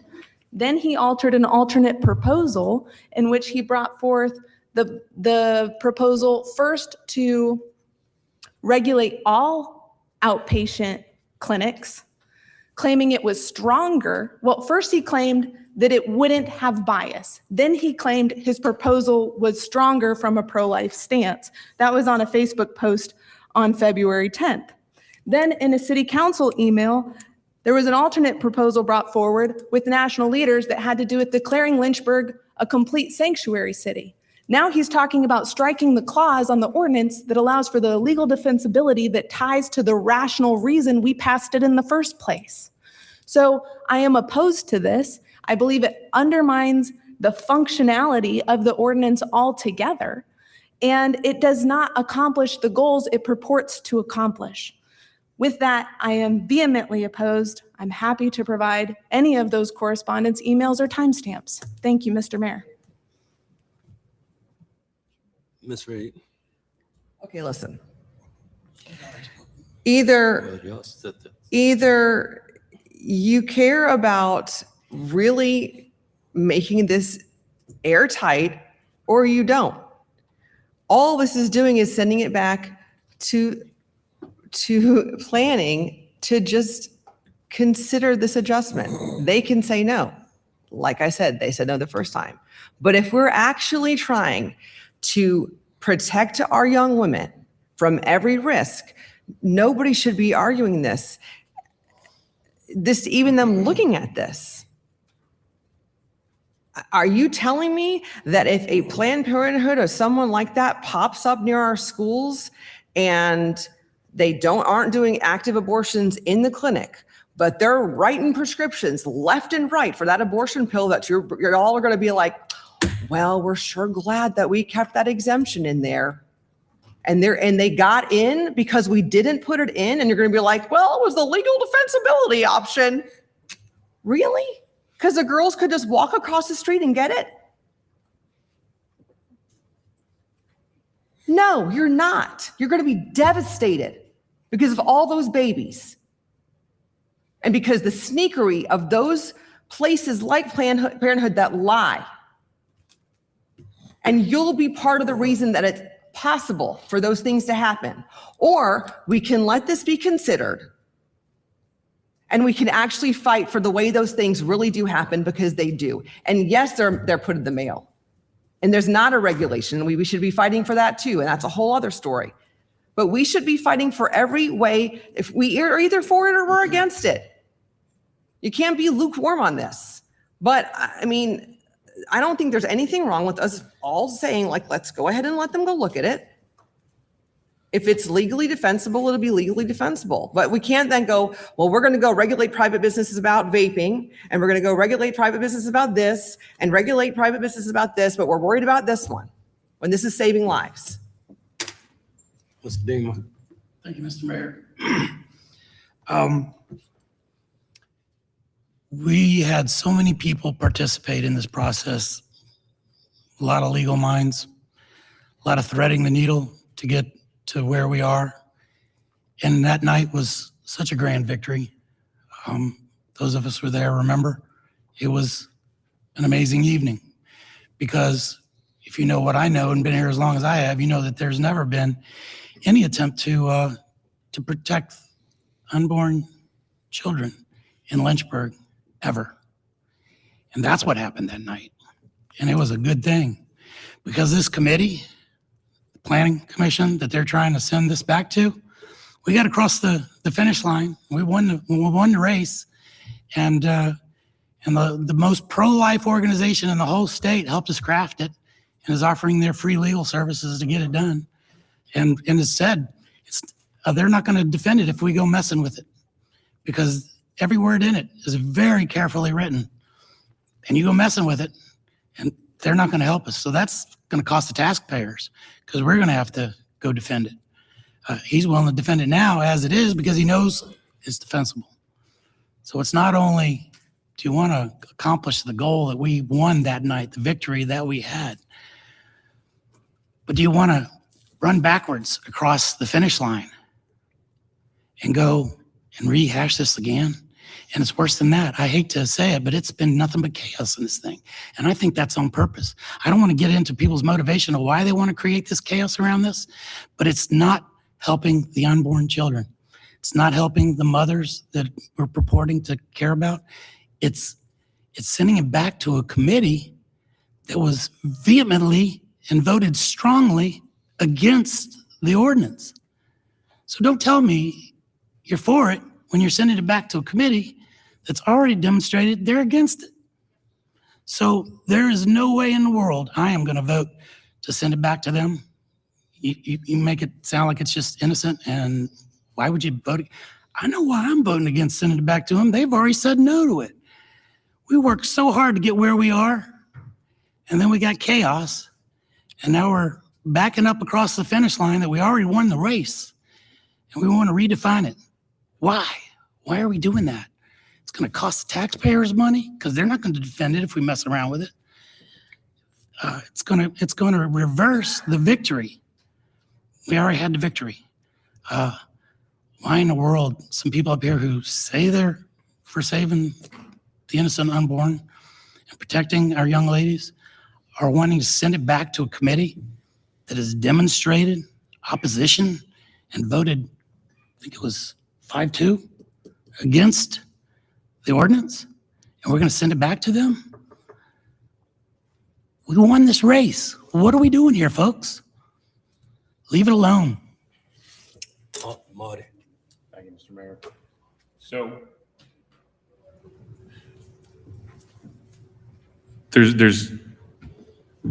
we've also got to remember how we got here, right?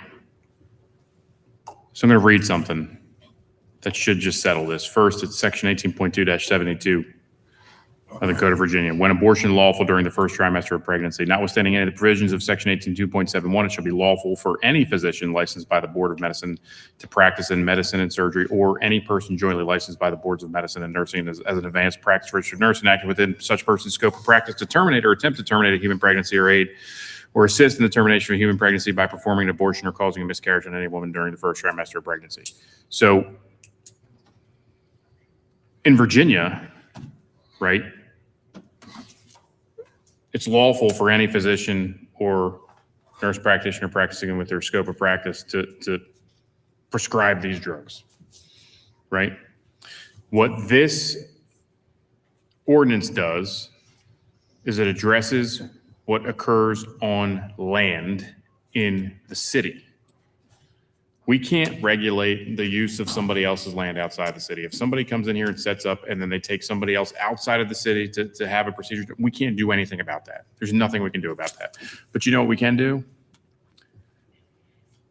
We can keep what we already have intact that started before the legislature, before the state legislature voted to send for the second time their abortion constitutional amendment to the voters on the referendum. That's one of the reasons why this is so critical, because our legislative history on this ordinance begins before that second reconvening of the legislature. And what are they trying to do? They're trying to make it a constitutional right to murder full-term infants at the moment of birth. Some even say after they're born. That's what the Democrats in Richmond are trying to do. That's what the voters are going to decide in November. And what we did was we got proactive and we got ahead of that and said, you know what? We're going to make it really, really hard for them to even think about doing it here. Right? So we've got a constitutional amendment coming in November. It's going to make it a constitutional right, because pragmatically, unfortunately, and we need to fight against this as hard as we can, the reality is that that is probably going to pass. All you got to do is look at the recent yes/no vote, right? That's probably going to pass. It's going to be enshrined in our Constitution. It's one of the most liberal, brutal, disgusting constitutional rights that will exist in America. It's barbaric. We got ahead of it and we said, you know what? We're going to do something about that. One of the laws of the public policy process for Morton Blackwell is don't make the perfect the enemy of the good, right?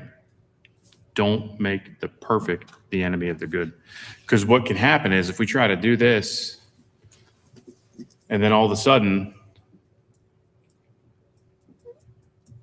it does destroy the legal defensibility by changing something.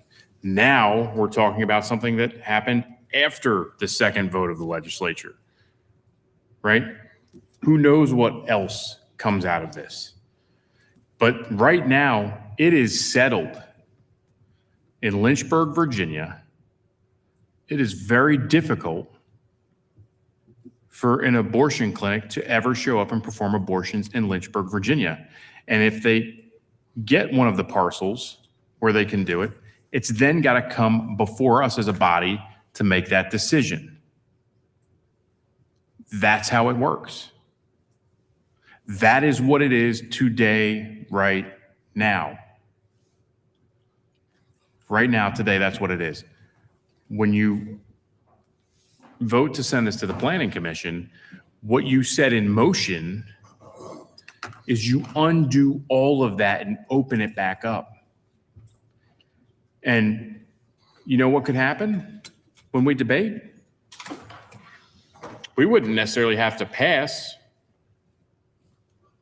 what we already even have if they said no recommendation. But what it does is it sets it in motion and puts it on the agenda. And then, you know, who knows? Maybe 4 people decide they're going to change their minds.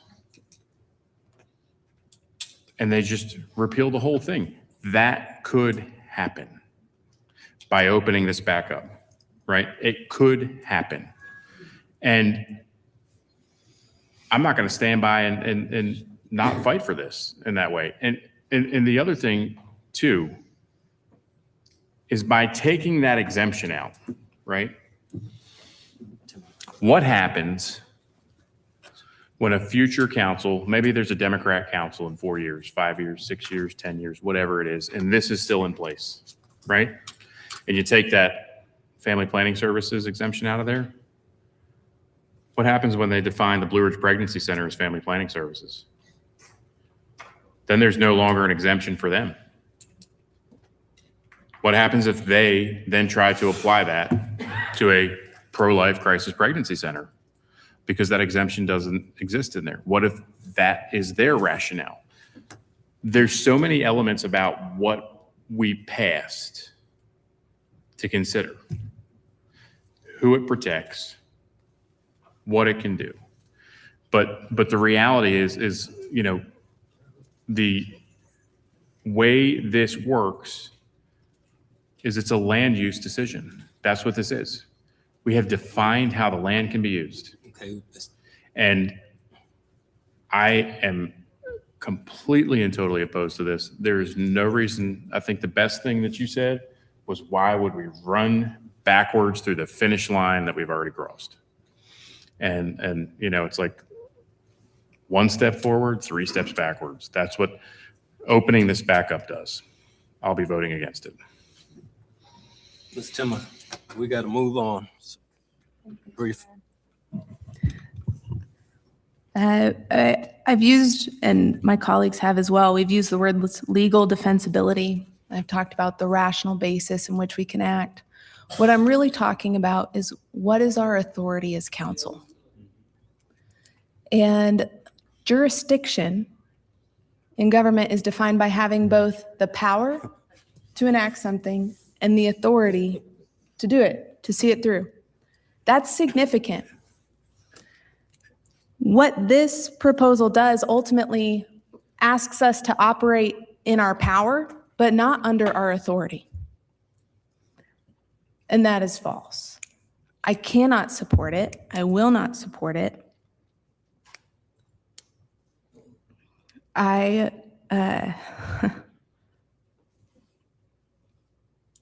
are a lot of layers to this. There are a lot of personal layers. There are a lot of legal layers. It was done right. It did what it said it does. And that's what we need to move forward with. It has the rational basis in regards to how zoning land use works and operates in our community in a responsible and integral way. Ms. Ferrari. What was the phrase? The perfect is the enemy of the good. I say the good is the enemy of the best and is the rationalization of laziness. I'll conclude by saying this. 1222 Rivermont Avenue is 342 feet from Gospel Community Church. Guess what can go in without oversight, as said by city staff tonight? 5900 Fort Avenue, 678 feet from Quaker Memorial Church. Guess what can go in without council oversight? 1103 12th Street, 370 feet from Dunbar Middle School. Guess what can go in without council oversight? Two more. 2602 Langern Road, 650 feet from EC Glass High School. Guess what city staff told us can go in without our oversight? And finally, 3750. Can't read my own thing. Candler's Mountain Road, 822 feet from Thomas Road Baptist Church. So if you want to not even just let this process go down, reviewing this exemption, Planned Parenthood, any other organization that is listed at the state website can come into the city and issue transportation vouchers, all they want to Roanoke, Charlottesville, and they can do it within 1,000 feet of Thomas Road Baptist Church if they bought the property. No oversight of this council. That's the reality. I make this commitment here and now. This goes through the process. The only thing I am interested in, the only thing I will vote on is removing this exemption. Nothing else. Mark my words. Let's vote. Mayor, there's one blank in there that needs to be filled in as far as when this would come back to city council. Mr. Martin and I had spoken, and the earliest we think it could come back is September 8th, 2026. Is there any objection to having that date added to the ordinance, just to say to return to the council by September 8th, 2026? No. What was the date? I'm amenable to before the end of the year. I mean, like, because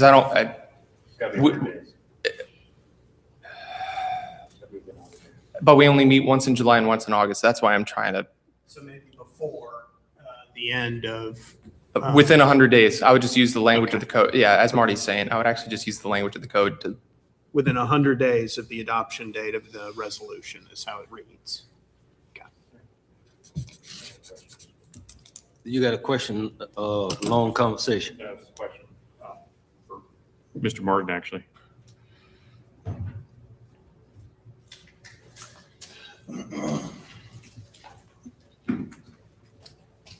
Yes, sir. Do we have the authority to use zoning to prevent people from giving someone rides outside of the city? I think that's questionable, yes. we probably would, you don't think we'd be able to do that? Right. And not wanting to prolong this, but if you just remove the exclusion of family planning services from it, family planning services are still permitted by right in B1, B3, B4, B5, IN1, and IN2. The way what the purpose of the ordinance was to create a separation between what's family planning services and what is an abortion clinic. Perfect. Thank you And so much. I'm not Nope. trying to get in the middle of it, to take anybody off. I but got it. that's- You just, can you say that one more time, what you just said? If you just remove the exclusion for family planning services, the ordinance still permits them B1, B3, B4, B5, IN1, and IN2. So if And that's the what way y'all- it was before, right? Correct. So if you wanted to do that, and your concern is these other things, it doesn't really fix it, right? So you would have to do some other stuff. That's great. So I would change my motion to, guess what? We'll remove the exemption and ask them to come up with a definition. Simple Point as of that. order. That didn't come through a work session. That motion is out of order, Mr. Mayor. That's not what we discussed in the work session.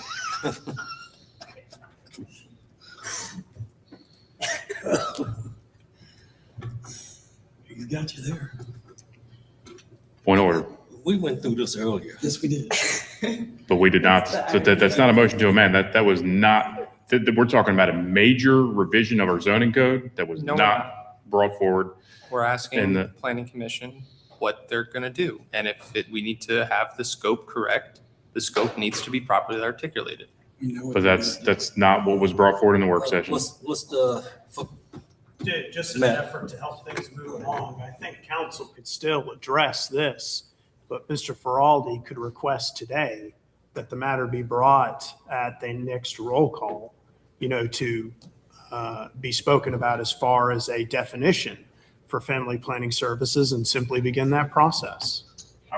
Let's call it vote, Mr. Mayor. Would you Motion do and that? second that's on the floor. I'll do just that. you accept that? You accept that? What? We got a motion and second on the floor. What Matt just said. Yeah, but I still want to vote on this tonight because the Yes, we're exemption gonna needs to be vote on gone. this. Okay. All right. Let's vote. Initiating to approve. To approve. All right, initiating the vote now. Excuse me? Initiating the vote now.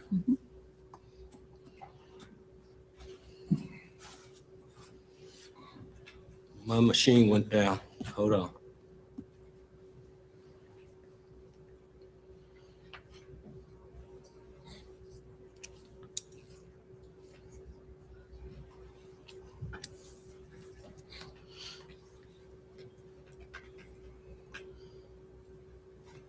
The motion fails 2-5.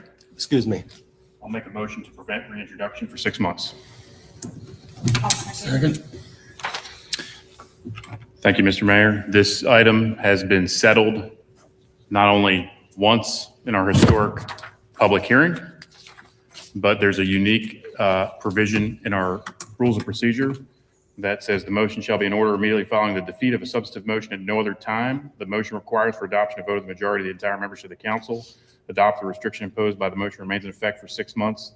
So we can't do it on a procedural motion. We can do it on a substantive motion, which is what this is. And the dead horse is beat, right? We've got a great, strong pro-life ordinance here in Lynchburg. Let's leave it that way.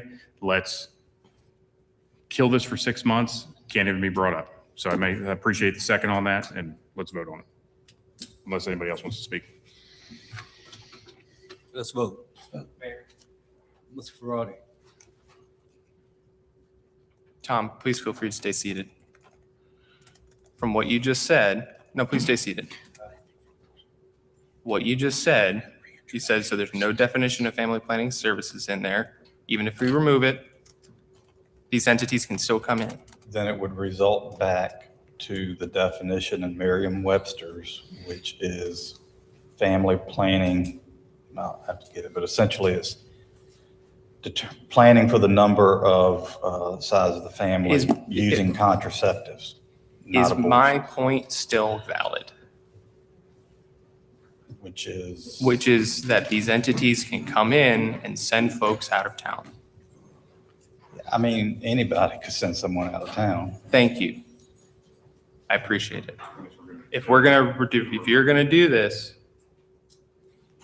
you realize the only thing you're killing are babies when these people come into this city and do this without council oversight. That's on you.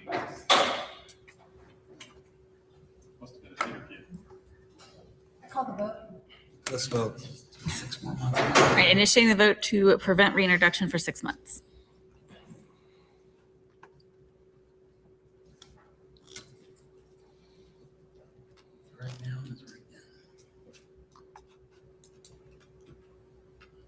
The motion fails, 3-4.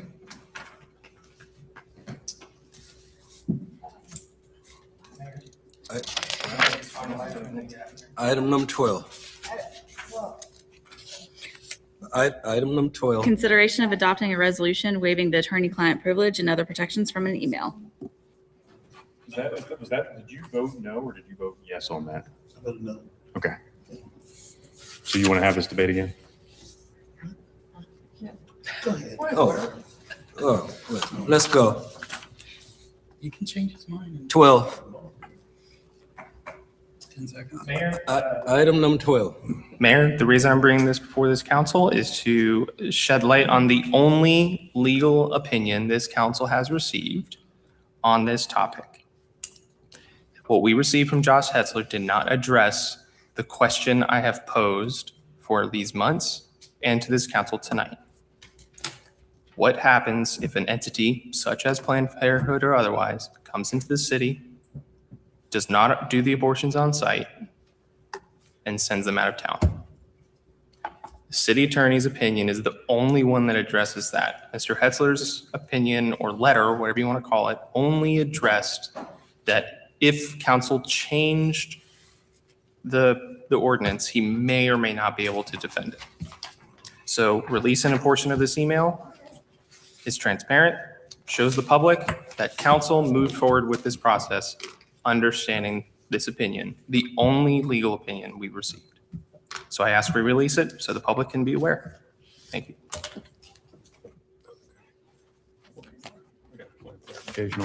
So is this the whole email or what is the motion? So it's a very small portion of an email that's identified in the resolution.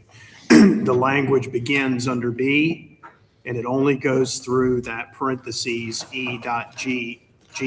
Federal, state, et cetera. So it's a portion of an email dated Tuesday, February 17, 2026, timestamp 12:10 p.m., subject line of RE exemption. And again, beginning where I'd stated and only through where I had stated is waiver with privilege.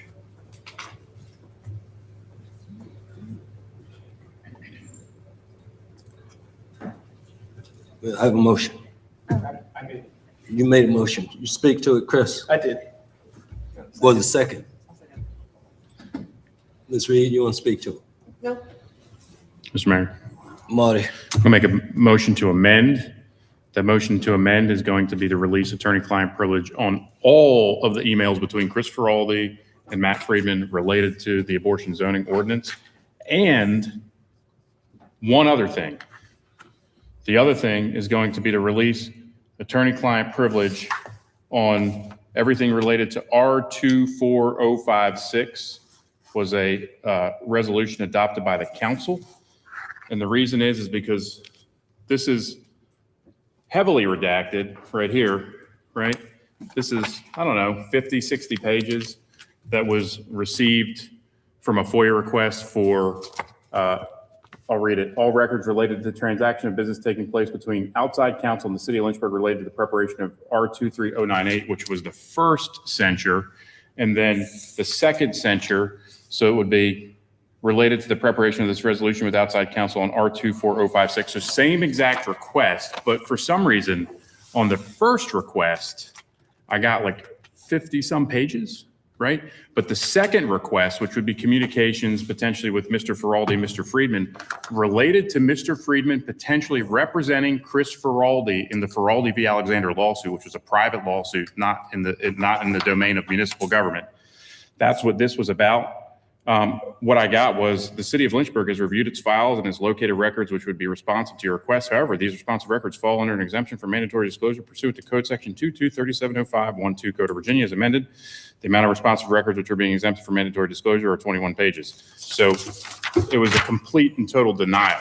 So the amendment is to release all the records related to Mr. Feraldi's communications with Mr. Friedman regarding the abortion zoning ordinance, everything in the planning process before it came to us, and then also to release all the records that were exempt from disclosure under this, which was when apparently Mr. Friedman was planning on representing or soliciting from council members the idea of representing Mr. Feraldi in his Feraldi v. Alexander lawsuit, a personal campaign lawsuit that should not have had a cent of taxpayer time or money spent on it. So that's the request, is to get all the communications between Mr. Feraldi and Mr. Friedman regarding Feraldi v. Alexander, and then also everything related to this second censure, which is R24056. So that is the amended motion. Is there a second?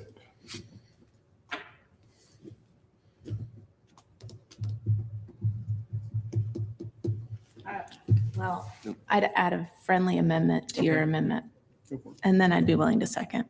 So I would welcome the advice that's been given on hostile work environment. The false legal advice has been given on hostile work environment.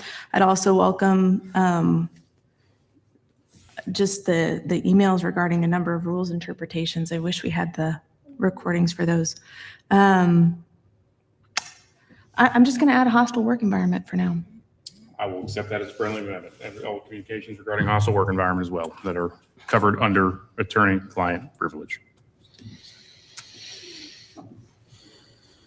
And I'll second Okay. Speak to your second. that. I'm happy to support releasing the email that Mr. Feraldi wants to bring forward. I spoke to this earlier. The rules of the game constantly change. I've spoken to this before. A lot of things are put under attorney-client privilege that really have no business being under attorney-client privilege.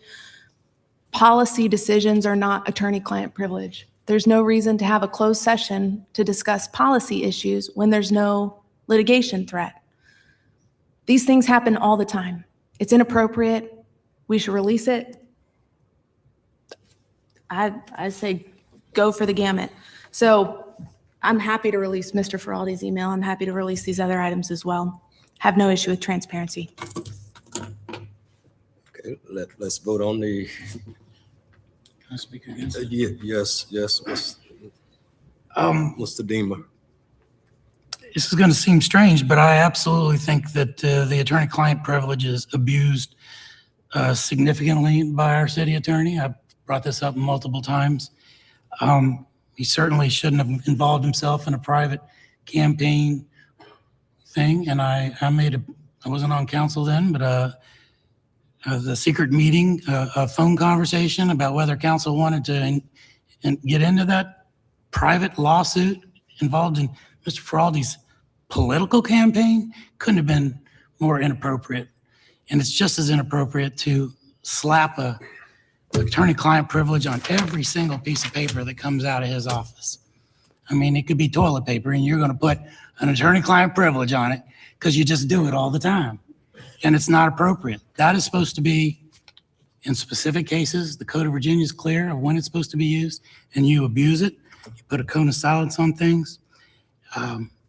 However, I am going to vote against this because ultimately, I think we're wasting a lot of time on a lot of stupid stuff on this city council, and I'm tired of doing that. So there you go. Mr. Friedman. Mayor, in all candor, I don't even know if there's there's words for what I'm hearing. I'm horrified at what I'm hearing. The privilege exists for the benefit of the city and the entity. And 3 members up here are trying to release materials that protect the city for personal benefit. And it's horrifying and it's disgusting. Point of order. I would submit, I highly recommend that this council not accept the motion to amend because it's done not for the benefit of the city, but for their own benefit and gain, and that is not appropriate. Yes. Okay. My attorney in that instance for the Alexander versus Marty and Alexander was Zach Werrell. And if you know anything about Zach Werrell, he is very opinionated. I'm not sure I am able to actually say what he thinks of you, Marty, because it's offensive. Thank you. Ms. Timmer, Mr. Mayor, first, we need to vote here. I understand. And Mr. Deemer said he's voting against this. He gave his rational basis for it, and I support him in that. I said I am voting for this, and the reason that I am voting for this, because I speak for myself, is because attorney-client privilege is abused frequently in the context of the office. I haven't read the others. I wasn't on council. I'm not familiar, but I do know of examples that demonstrate that. And I am more than happy to release those. There's opportunity for transparency here. So I'll be voting in favor. We can move on and then vote in favor of Mr. Feraldi's It's time release. to vote, Marty. You've spoken enough. It's time to move on. I Call the vote. Mr. Mayor, I think I deserve an opportunity. Call the vote. Okay, all right. Let staff slander you, don't say anything back. This is for the amendment. To amend, to essentially release everything. Your comments were out of line, Mr. Friedman. Your comments were out of line, Mr. Friedman. Point of order.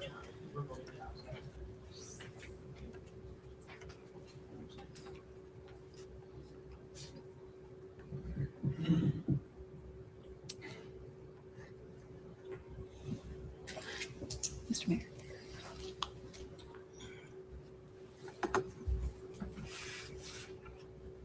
Motion fails 2-5. The main motion is on the floor. Main motion. Let's vote. Mr. Mayor, I make a motion to amend and release all the emails between Mr. Feraldi and Mr. Friedman regarding the abortion, not just a couple sentences, but all of it regarding everything going back and forth regarding the abortion zoning ordinance, not just the one sentence. So I'm gonna make that as a motion to amend. If we're gonna release it, we should release all of it, not just a small snippet that paints a picture. That's my motion to amend. Is there a second? Second. Speak to your second. Yeah, I'd like to see, because there's such collusion between these two. We've watched it for a year and a half now. It's inappropriate. And it's clear if you pay any attention to council at all. I think, Point of order. I need to be able to finish what I'm saying. We've got to be able to understand. We can't just say, okay, we're going to be transparent in this situation, but we're not going to be transparent in this situation. But that's the way the game is played. And it's situational ethics. Anybody know what situational ethics are? Yeah, you basically are, well, today I feel this way, so this is right. But tomorrow I may feel completely different. And so now the opposite is right. That's situational ethics. You know, when I read scripture, God doesn't change, the truth doesn't change, what's right doesn't change, and situational ethics applies to all of our lives and everything that we do. And it applies up here on council too. And when you get rulings from your umpire that that's a strike today, but tomorrow I might call that a ball, or I might just, willy-nilly call it something completely different that's not even a real call. That's what's horrible. That there's not truth. Objective truth, as Ms. Timmer said, is still truth. And truth needs to apply to our rules of procedure. It needs to apply to our ordinances. It needs to apply to the Code of Virginia. And it needs to apply to federal law. We can't just be doing situational ethics. And when you got an umpire that can't figure out what a difference between a ball and a strike is, and calls them different every time, sometimes in the same meeting. Just basically disagrees with himself. You're going to have chaos. And what you've seen tonight is a lot of chaos. And sometimes I think the author of chaos is in this room. And I don't want to be part of what he's doing, because most of the chaos that I see, it has a name. I'm not going to call it out, but I think we all, if you're paying any attention at all, we pass things and then we pull them back. And then we still try to do some more things after you've lost, and then you lose again, and then you try something. I mean, we need to just move on and get this meeting over with. Mr. Mayor. Oh, mercy. Mayor, thank you, Mr. Mayor. The reason why it's so critical to release all the communication regarding this is because what you'll see, what you'll find, the thing that Vice Mayor said about collusion is absolutely right. There was an attempt to undermine what I was working on, what I've been working on with Josh Hetzler, right, from the very beginning. And it's in the emails, wrapped up under attorney-client privilege. And that's why it's critical that this whole thing is released. There's no benefit in just releasing the snippet that they want to release, because it's just going to be used to try to paint a picture. It's all it is. It's just being used to try to create a narrative. I think Councilmember Reed said it best. I can't remember what the date was, but she said, "You tell people what you want them to believe." Those words came out of her mouth on this dais. You tell people what you want them to believe. So if you take a snippet and then you protect the rest of it, it's because you want to paint a picture to people of what you want them to believe. It doesn't matter whether it's the truth or not. So it's very simple. Supporting this amendment supports disclosure, it supports transparency, and it supports honesty. If you don't support this amendment, all you're supporting is building a narrative. Let's vote on the amendment. Initiating that vote now.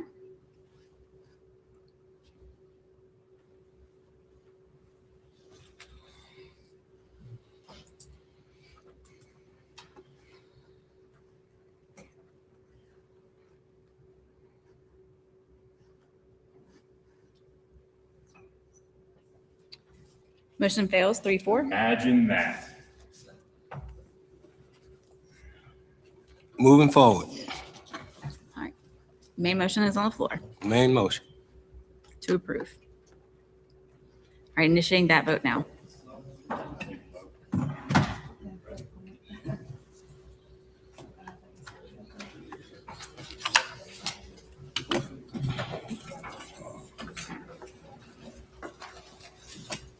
Councilor Missions, did you put your vote in?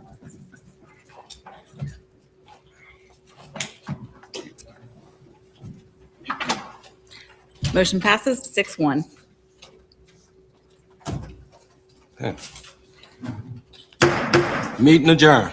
Next meeting, May 26th, 4 o'clock, second floor training room.